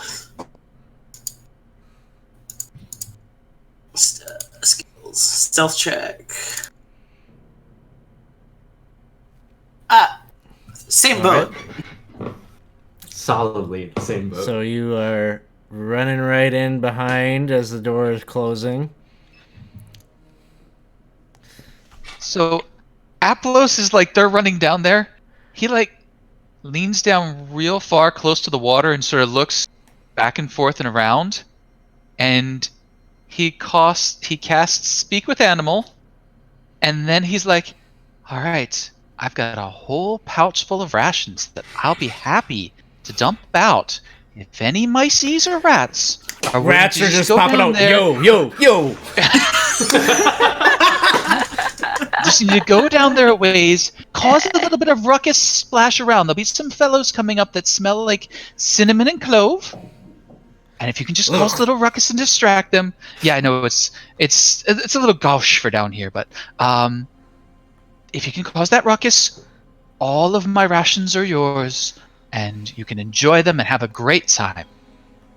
Like half of them are already like most of the way down the hallway by the time you end, but the polite ones like listen to the whole pitch and then they agree, and then they all scurry down the hallway, and at some point you just hear a bunch of cursing and things like that happening. A couple of high-pitched screeches, screaming. Now, see, this is what comes of being in a noble sewer.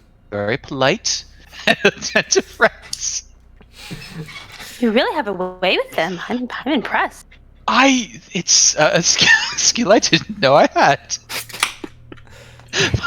But then he'll take all his rations out and lay them out nicely for rats when they get back, like little cloth, little stacks. All Tiny right. utensils. So, what are you doing with your distraction? Just trying to forestall them coming around the corner. That's the only idea, is Got it. give Bryn and Laurel just a little more time. All right. Fallister Fisk and kind of insist on pulling Thavius around the corner here. All right, so we got Laurel and Bryn have just gone back into the room where the chest is.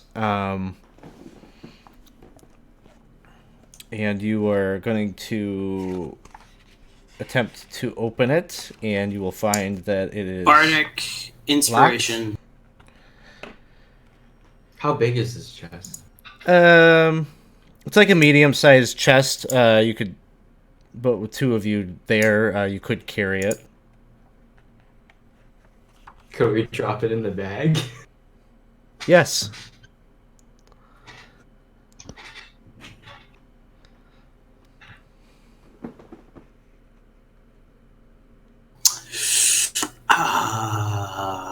Just help me carry this and we can go. You can ask Evangeline to open this up. Yeah, let's not put any more bad decisions into the bag, and I will pick it up and start rushing out the door. Yeah, Pretty heavy as you pick it up, so it is going to be kind of awkward for it's. You could tell it feels like coin. It sounds like coin jingling around in this chest. Oh. We're taking it anyways. We're taking it anyway. Not the chest I was hoping for. All right. So at some point from around the corner here, Laurel and Bryn come kind of helping each other carrying this chest. Is this what we were talking about? Is this what Fallister was talking about? who cares? We'll find out later. Run. Just start booking it around the corner. All right. This carrying this around in this way is going to probably slow you down a bit. Yeah, that tracks.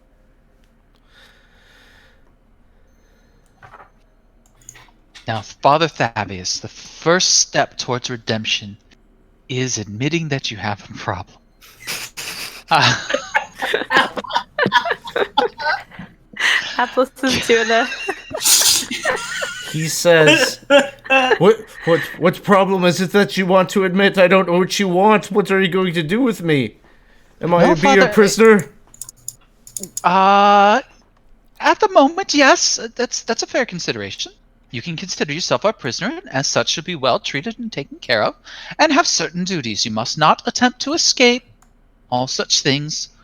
However, there's the matter of that shadow of yours, and there's this rumor that you've signed a deal with something less than savory. Now we can't help you with that unless we know what it is. So if you could tell us where that agreement is, we can start helping you. Mr. Lorem here is very skilled with contracts, and I'm sure he can assist you.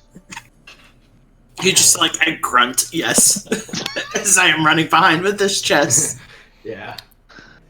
Thavius maintains Idiot his signs a story, contract. but he, you know, he doesn't have a real good story for the shadow following him. Now that the shield is gone. Now I understand your reluctance, but we're on a bit of a time crunch. As there's a new corner just ahead, and I'm sure something unpleasant. All right. So you make your way. A couple of you trudging along, carrying this coin. As you're coming up around the corner, Bryn and Lorem, give me a stealth check at disadvantage. Alright, Bryn, you have a. Let me confirm. Yeah, bardic inspiration on that. Yeah, I want to make sure what you get out of it. What it is at this level, it's a d6. So dex check at disadvantage, and plus a d6 if I so need it. I think It's a I'll stealth need it. check, right? Yeah. I'll need it. Oh! So as you come around the corner there, one of you kind of drops the chest for a second. It makes this kind of sound of 1,000 coins clashing together from within. Oof. So I'm guessing the contract's on it. We don't know. We're taking it. Thavius says, "There is no contract. I don't know what you're talking about." Now, Thavius, are you sure you want to say that? Hey, Rit Malfunction, thank you for the host. We appreciate that. Welcome, everyone. Yay! Hello. Now around this corner, I see another hallway and some doors, and oh, good! It's going back the way we came. So if they follow us here and we run down here, as we turn that corner, yes, that'll work. You see, one of the doors here opens up. It won't work. I was wrong. And a face kind of pokes its head out and is looking down the hallway. Where are all of you? Are you still hanging out? Yeah, so while We're still kind of in this hall here. We'll move up. Yeah, it'd be like as Apples, you're poking around the corner, you'd see this character kind of staring at you as a result of that failed stealth check. And he's Good day, fellow cultist. black Excellent weather we're having. cloaked man, and you see him look back into the room, and he says, "Everyone, get up, get up, get up!" No, it's fine. Look, I have the same armor as the statue. I'll just lower his head and get ready to run down the hall. All right, Let's roll initiative here. And,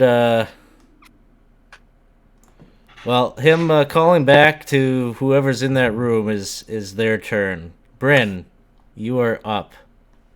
Oh, okay.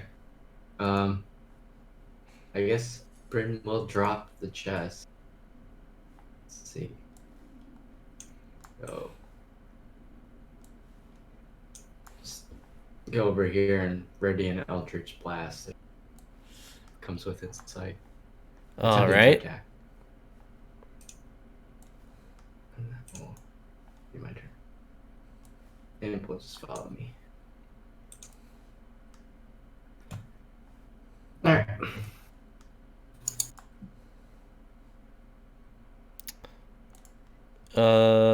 Phalister Fisk is keeping Thavius in check, and then it's Laurelm's turn. Well, this is going swimmingly. I will.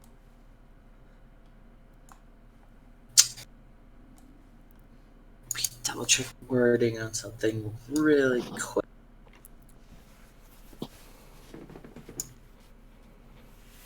I am going to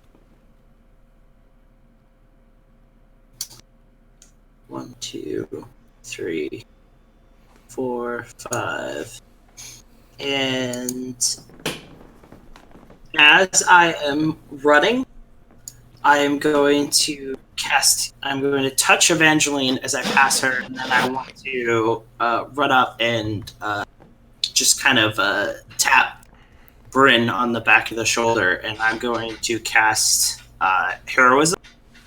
Ooh. Oh. So, let's see here. If it will automatically apply things. Go away. Okay, so for heroism, until the spell ends, you are immune to being frightened. You gain temporary hit points equal to my modifier, so you get 3 at the start of every one of your turns for a full minute. Hmm. And yes. Neat. So Nice. you are immune to being frightened, and then at the start of every turn, you get 3 temporary hit points. Nice. Thank you. And that will be my turn. All right, Evangeline. Okay, so I am going to.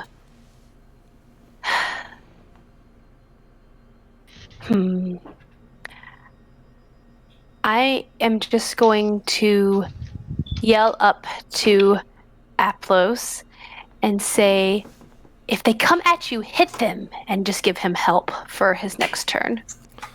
All right.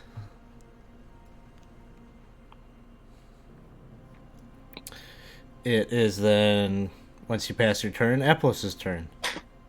Okay. Oh, yes, that does seem like an idea. And he'll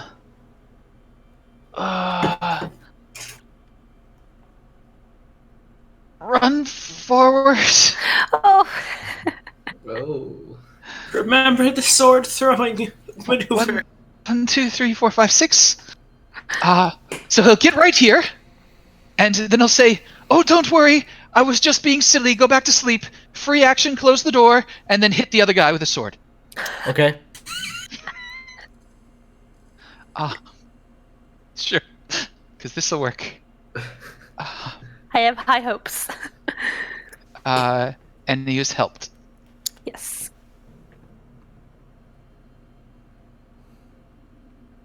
That'll hit. Dang. Did that double? Uh, Oh no, it was a dirty 20. Sorry, misread. okay, Yeah. okay. I thought it was an actually too.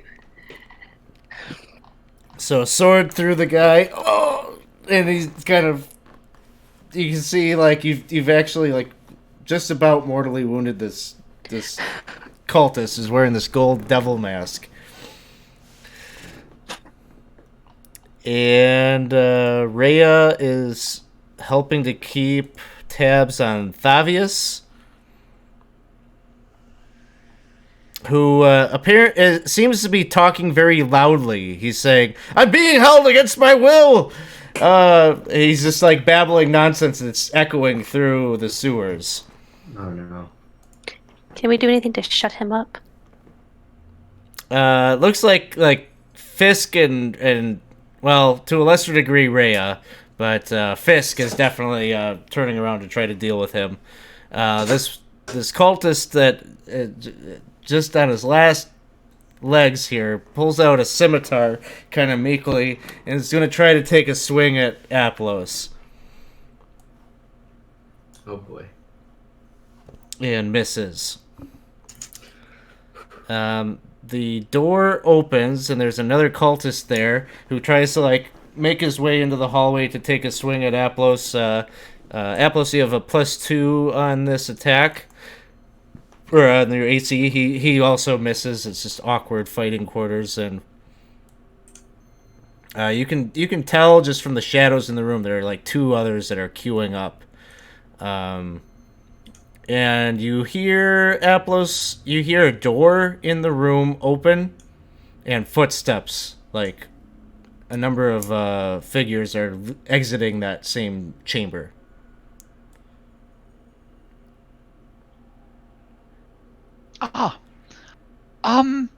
There's a lot of them.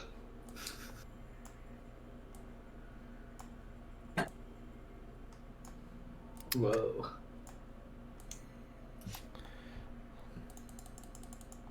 Where are they all going?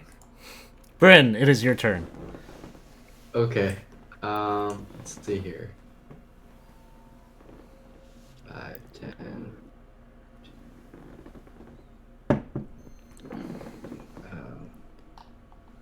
Let's see.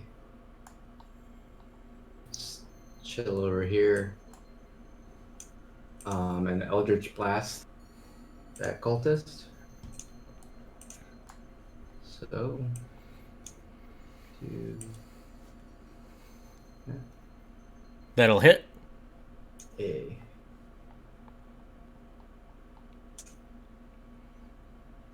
And Cultist 1 drops as the Eldritch Blast hits it and smacks him against the corner of the archway there where the door is. Okay, that's my turn. Fallister Fisk is attempting to subdue or keep Thavius under control.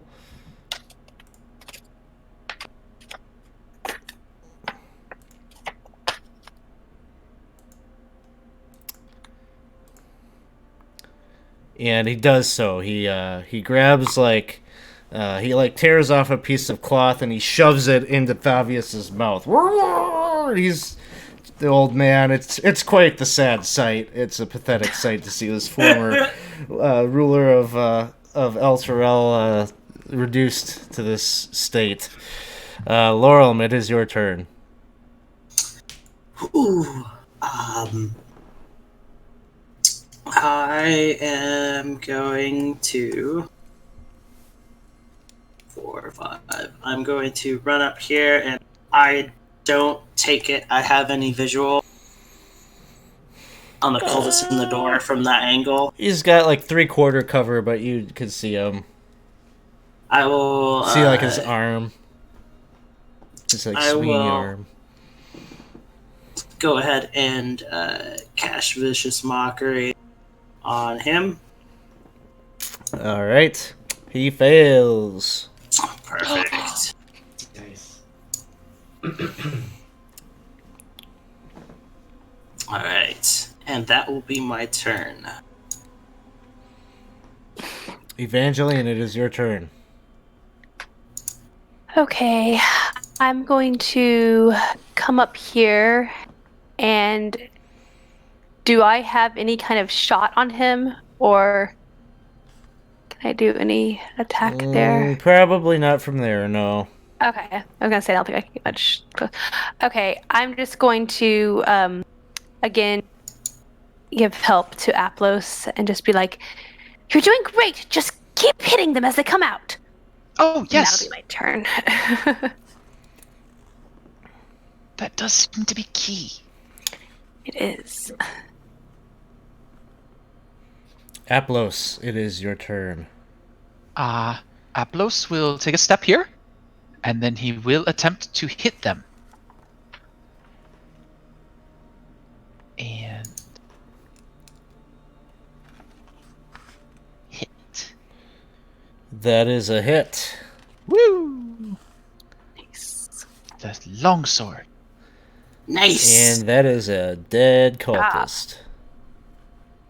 I'm sorry. I meant to give you time to repent. And then he'll shut the door again, and he'll try and hold it. Okay. It's very hard. Hey, Tombstone 7682. Woo! Thank you for the subscription. Appreciate that. Get a little. Join the Discord. Get in the subscriber game. Yeah. Yeah. Rhea is more eager to kill cultists than to see the man that she has, seen as a role model and teacher for all these years, treated in such a way. So she goes 5, 10, 15, 20, 25, 30. She attempts to kind of move past Laurel here. And she jumps right into the action. I think, what did you give her? A quarterstaff? Yes. Oh, Miss Freya. Woo! She's got her She quarterstaff really out. wants to get in there. Yep. And Thavius is just being kind of subdued Oh, there. gracious.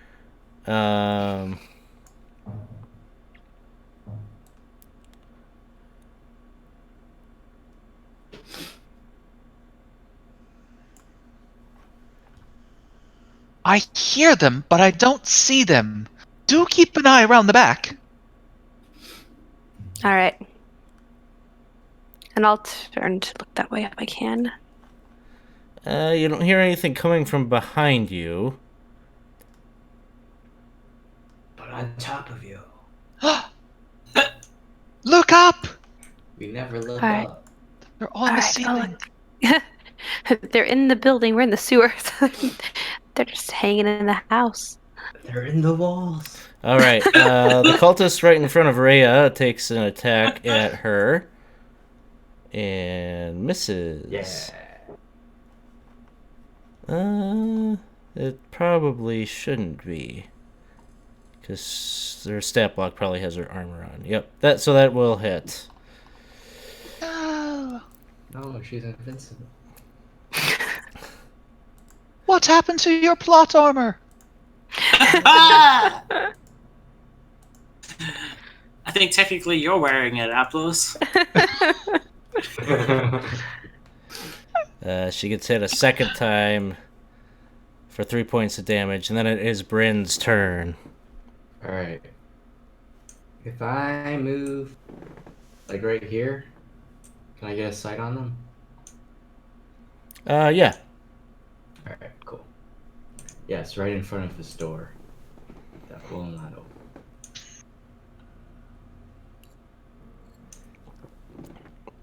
Nice. Hey! Crit! Oops. Ignore that. I hit the wrong button. This is what I wanted. Alright, I think it probably erased your crit, so you can just throw another d10 into the mix. Alright. And an additional 6 onto... Which one was that? 5. Cultist 5. That one's dead. Nice. Alright.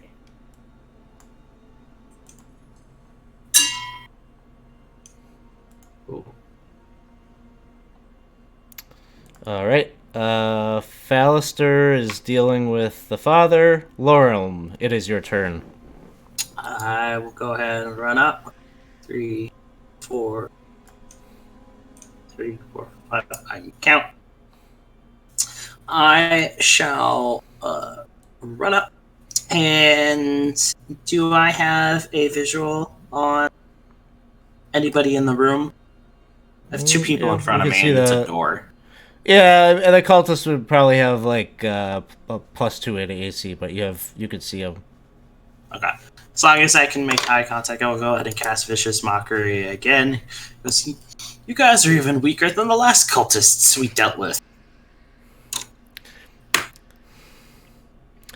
Cultist is like, no, we employ those guys. We vet them to make sure that they are much weaker than us. Apparently. That checks out. Yeah. This is the hierarchy. That's my turn. Evangeline, it is your turn. Okay. So I can't really get in there past this whole block, I'm assuming. So I'll just again. Well, you can. Keep- Can I mean, you're kind of far back, but you can always move through your friendly. I was gonna say I'm like. Yeah. Okay. It's just double movement through your friendly. Okay. I think I can only get to here anyways, though. Is it 30? Yeah, I think that's as close as I can get.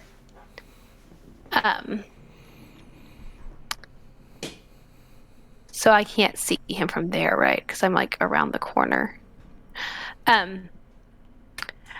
All right, I'll move up, but then I'll just again be like, "Keep going, guys! You're doing great!" and help Aplos again.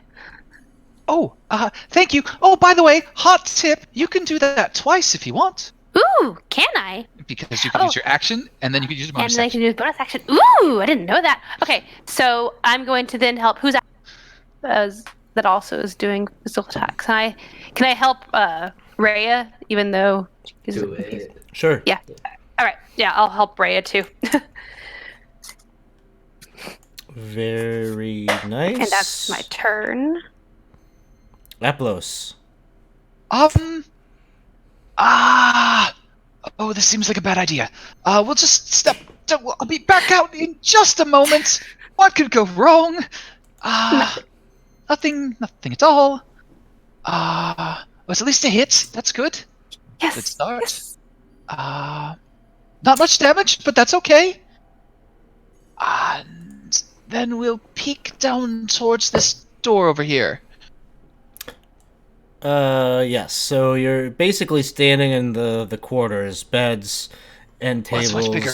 and, the like around the room, and then there is a wooden door here.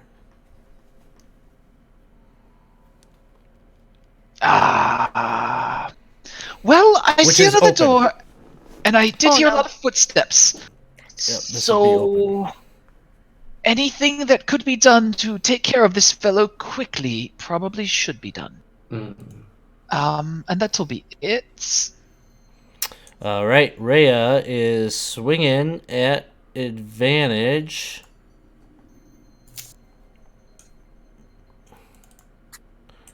And 13. Does a 13 hit? Yes, it does. I think it's D8 if you're using it two-handed, right? Yes. So she does. Oh wait, did she take the sword or did she take the quarterstaff? Quarterstaff. Of course. I think she's fighting with a Yeah. quarterstaff. She does so D8. 7 points of damage, and she knocks out cultist 8 here. Nice. And she says, do you think they went this way? 5, 10, 15, 20... Oh, 25, no, 30. boink! So as she goes by, he's just gonna reach out and grab her. Be like, Oh. If you do that, she will hesitate. She'll take your lead. Yes, they probably did, but we don't want to get separated. Okay. And then The cultists are coming around the corner. No, It's never good. around the corner. Now I'm just singing like we'll all have chicken and dumplings when they come and stuff in my head. Yeah. Ah, Why did you take the bard joke away from me? I'm sorry. I apologize. So good. One there. ah! 1, a 2, a 3. One there. Oh no. Ah!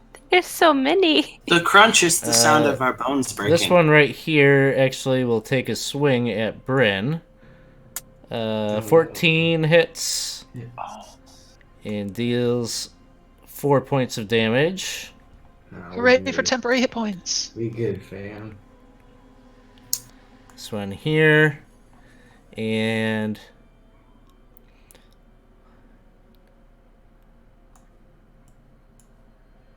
you see another one is slipping down the hallway.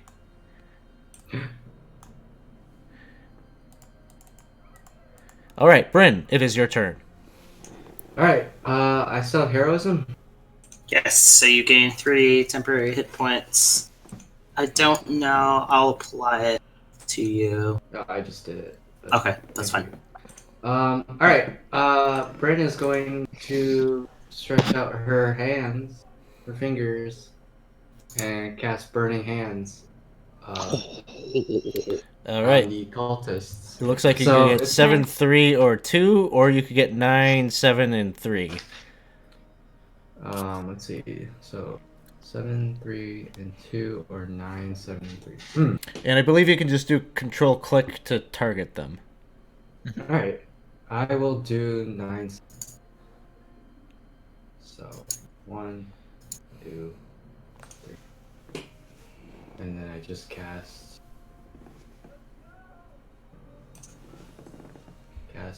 Burning Hands. So cast. 2 All fails right. and a success. And then And I just hit damage. Nice. nice. Fire arcs out from your fingertips in front of you. And you can see a number of them drop from the immense power that you unleash upon them. But the number 3 is still on its feet.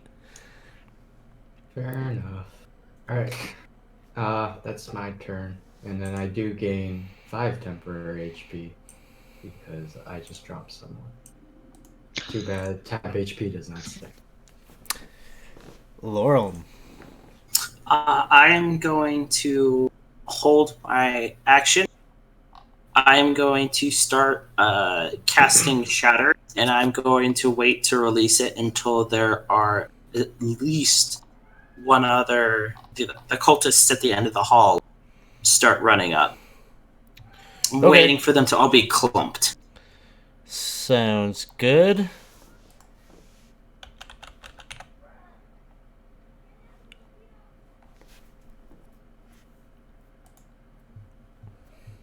All right, that will Evangeline. be my.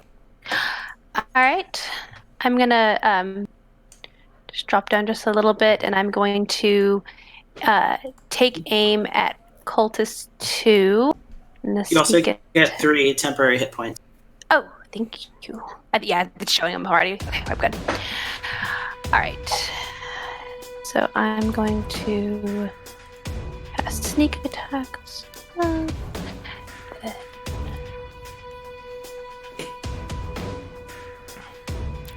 Womp womp. That one will miss.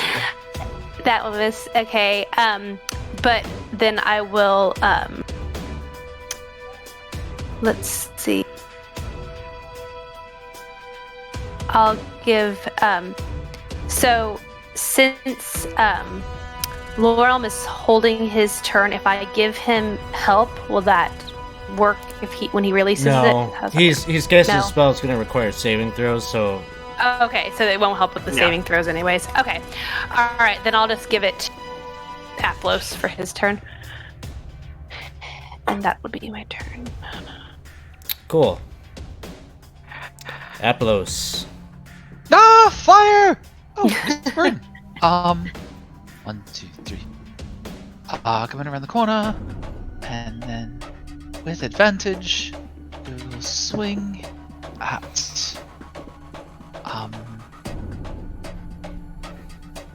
this one. Hey. Hey, I hit. And, not attack again. That one. Ha! Ha ha ha! You did it. Yes, this is much easier That one today. goes down. Sorry, I was responding in the chat there because we just had our Sirenscape picked up because I finally remembered to click the battle music. Yes, Winston, we will be using this tomorrow too. I'll try to use this more often for our games because I'm liking it. Cool. Yes. So that one goes down. And then it is Rhea's turn, huh? Yes. And Rhea was instructed by you to come back out into the hallway. 5, 10, 15, 20. She can double move in the diagonal there. She gets this, and she's fighting kind of across the trench here, but she's going to try to take a whack with that quarterstaff, try to knock this guy off his feet. Attack roll is a 19. That will hit. And that'll be 6 points of damage.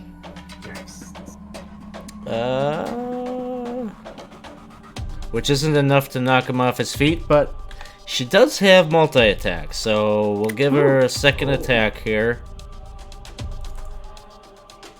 But that one, she hits him, and then turns back to Aplos, and she says, "See, it's just as I told you. I'm pretty good with it." And then she, doesn't quite make that second strike. Yes, I learned yesterday that narrating as you fight, very difficult. Number 10 here runs up and is going to try to attack her. And Does that trigger my shatter spell? could be. Because I was waiting for them to clump, but all the ones that were already there died. So anytime any of them broke up would have filled that criteria. Go ahead. Cool. This is my first time doing a spell like this. Mm-hmm. Nope. Yes. Yeah. Does it show? How do I know that I control clicked them? You're targeting cultists 2 and 10. Yeah. It's in the turn order. Aha, perfect. Alright, cool. And then just hit cast. Yeah. Alright, we got one save, one fail. Let's see some damage. Boom! Ooh. Cultist number 2 goes down. Yeah. Cultist number 6 goes... let's see. To sleep. You see them? They go about maybe 50 or so feet down the hallway. There's a pair of double doors there. Opens the doors and slides into that room. No. Bryn, it is your turn. Alright. Let's finish this one.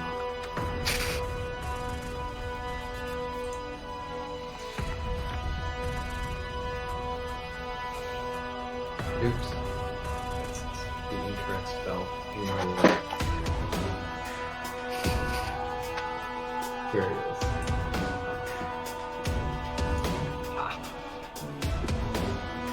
I don't know what you're talking about. Narrating my...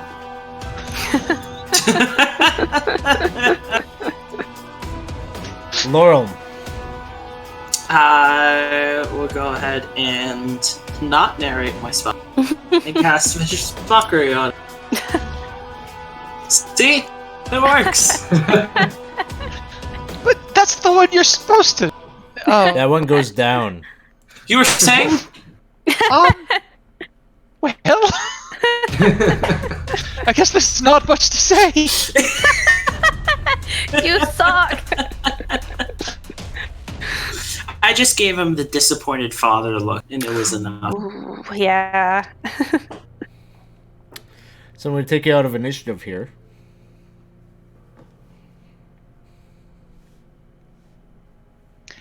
Did anyone notice that fellow sliding down the double doors? Mm-hmm. Mhm. Yes, and I think that's something we shouldn't worry about.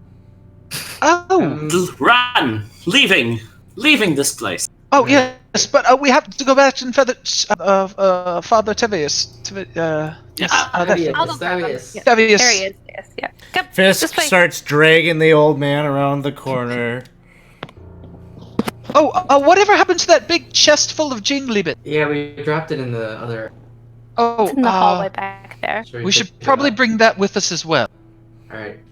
Alright, Are supposed to have not me. rewards. So Aplos will run back and grab that. Yeah, Apple's a strong boy. He is a strong boy.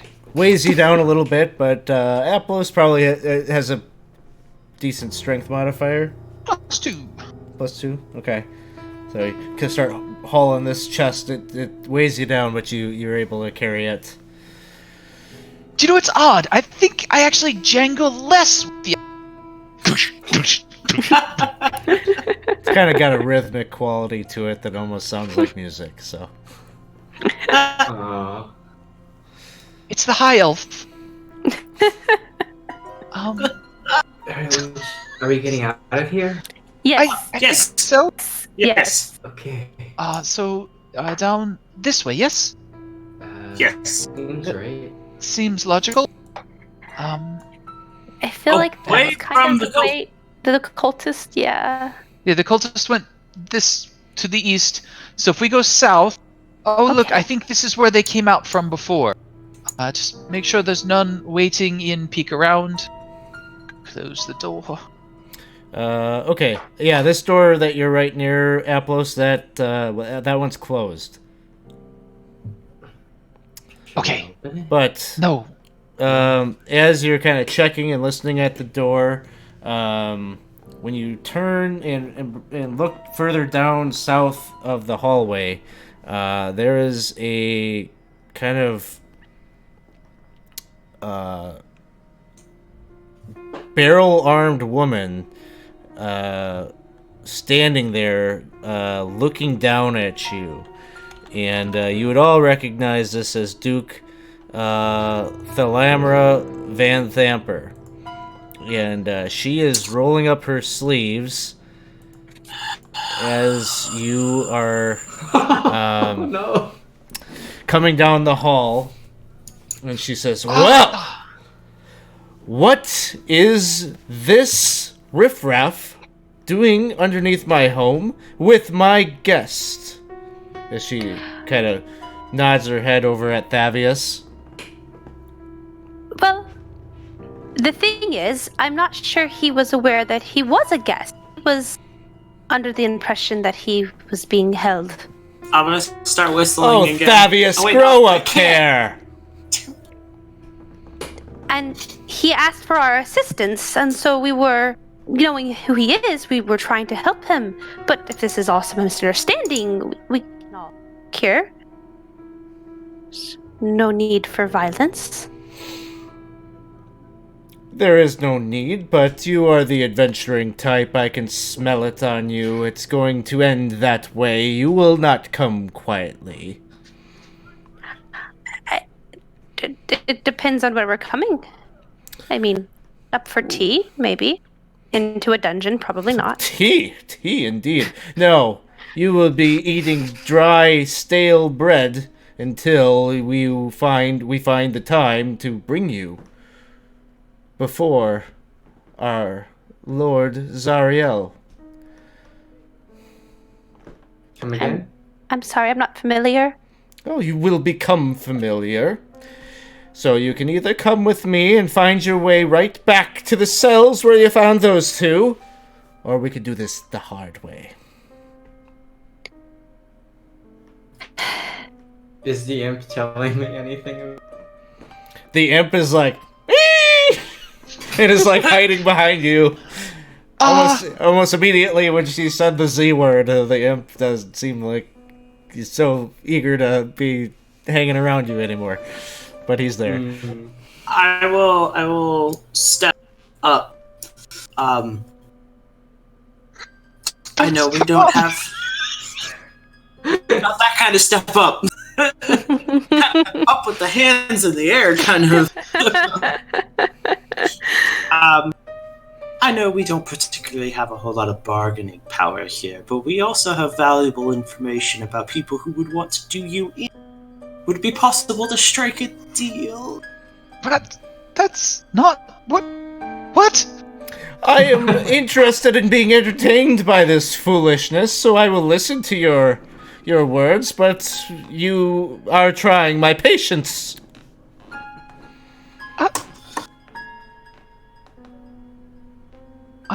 So, let's hear it. Spin me your words. Oh, does cat have your tongue? Laura himself said Laura! something. What? Are you going to make a deal with the scary lady? Well, the deals that I'm more familiar with, and I think you are too, are best done on paper.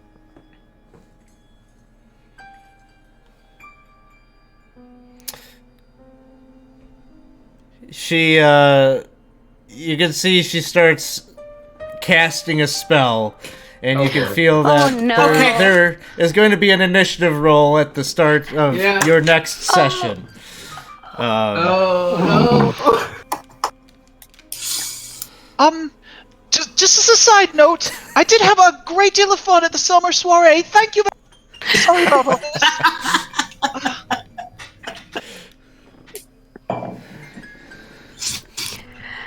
Oh no. no! What a mean We looking did. Yeah. And this is how it ends for us. Well, I mean, the good news is, while we were making fun of her son a bit, he does take after her mother.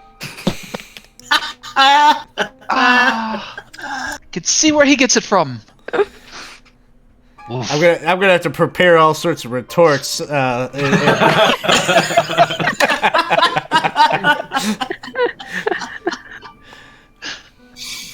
Ooh. So, Actually, probably not. I don't know that anything would hurt her feelings. She's kind of very calloused woman, I think. Yeah. No, we've got some vicious mockery, so. Yeah, this putting the shield in the bag. What is that going to do? I have no idea. I don't think any one of us Nothing knows. Good, yeah. It's not like the guild has had fiends and items before. So. Yeah. Yeah, it all worked out really well last time. Yeah. It did. I mean, to be fair, it did because it literally saved our lives. So, Sure. True. You cannot argue with that. That's also true. It does seem as sensible to everybody in character as it does to me. Like, I couldn't think of a single reason why that isn't the best idea. Okay. We're good. We're good. Every player instinct is going, no! And the DM's over there going, yes. Yeah, I'm pretty enthusiastic about this. Give me more rope and we'll check.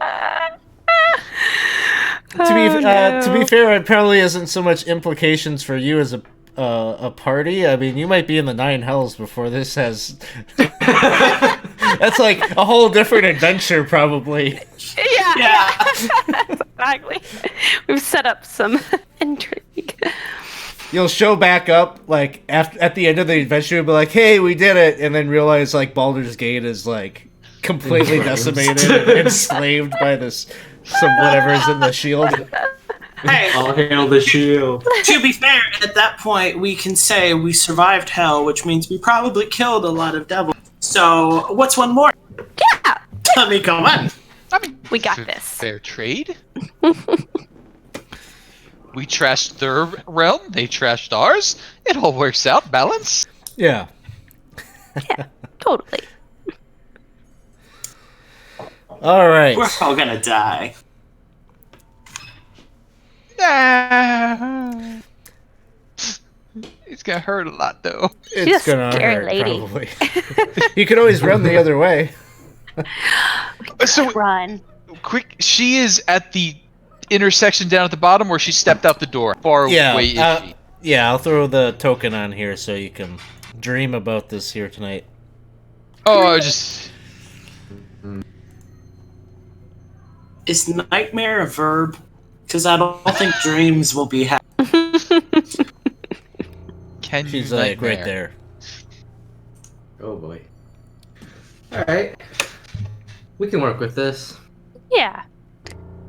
We can get out of this situation, I'm Just sure. think how much worse it would be if she saw us with the shield. It's true. I could bribe her with this chest of gold. That she already owns. It's ours now. Although I think the Technically, implication yeah. there is probably that it's Thavius's, but yeah, I don't know. She could have it You're if she wanted. understanding this moral gray area. No, this is fine. Obviously, they've sort of admitted their guilt, so this is now official. Now Adventuring. it's smiting time. Yeah, smiting time. Excellent. I was going for the what's the proper word for like if you have the authority to plunder? Is it still plunder? It's Requisition. It's what the cops do when they stop you and steal your cash. Like, What?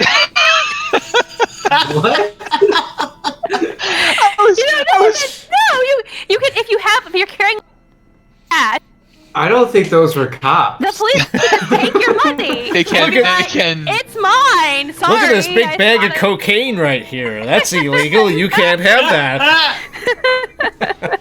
I was going more for the what privateers did, like when you got like an official commission from the government to go be a pilot Yeah. for them. There was a word, but I'm stalled on it. But Yeah, I know what you mean, but I'm not thinking of it either. Well, technically, you kind of have that as Flaming Fist. I think didn't they It's true. tell you that? And from the guild, so either party, anything we do is backed Why- by The the difference is the guild wants you to steal for them versus. Oh, we stole for them, all right. We gave them more than they bargained for. Oh, yeah, I You know, think I Nine have Fingers heard- Crean is very, very happy with all of you for the moment. Powerful ally for the next 30 seconds while we're still alive. yes, Or while she's magical still artifacts are priceless. Therefore, we have basically paid. Oh boy. Yeah, it's totally possible that Bryn's problems with the guild maybe are over. Oh, I think they're over. Yeah, I think we can just wash our hands of all that. I don't know. I haven't decided what's going to happen with that piece of it. Well, any last thoughts or things you're thinking about for our next time? Well, this game is every other week, so it'll be 2 weeks before the next time we play. I'm hoping we can also spin the fact that we freed some fiendish creature. They thanked us. That's a favor, right? Ooh. Wait, what? We could spin that when we're it's the opposite of topside. Hey, do you know Shield? Yeah, he's a buddy of mine. Yeah. Good old Shield. Shieldy Takes me McShield face. personally. Oh, you know Shield with the face? He's always like, and I'm like, he's so fun. And there's Well- no way that's gonna cause problems. Yeah, no way. Well, thanks everyone. The next time we will be live with Descent into Avernus that'll be the 20th. And that will be the last Avernus game before our 24-hour game. Those of you that have been hanging out with us here tonight, you maybe know that we are going to be playing a 24-hour game of Dungeons and Dragons on the day after Thanksgiving, November 29th. We are raising money for the Children's Hospital of Wisconsin. So if you would like to donate to our effort, there is a panel down below the video feed that says Extra Life. You can donate there. Otherwise, check back and watch the channel on November 29th. We'll be on for 24 hours, so watch us as we play through Teagle Manor, get through the Haunted Mansion.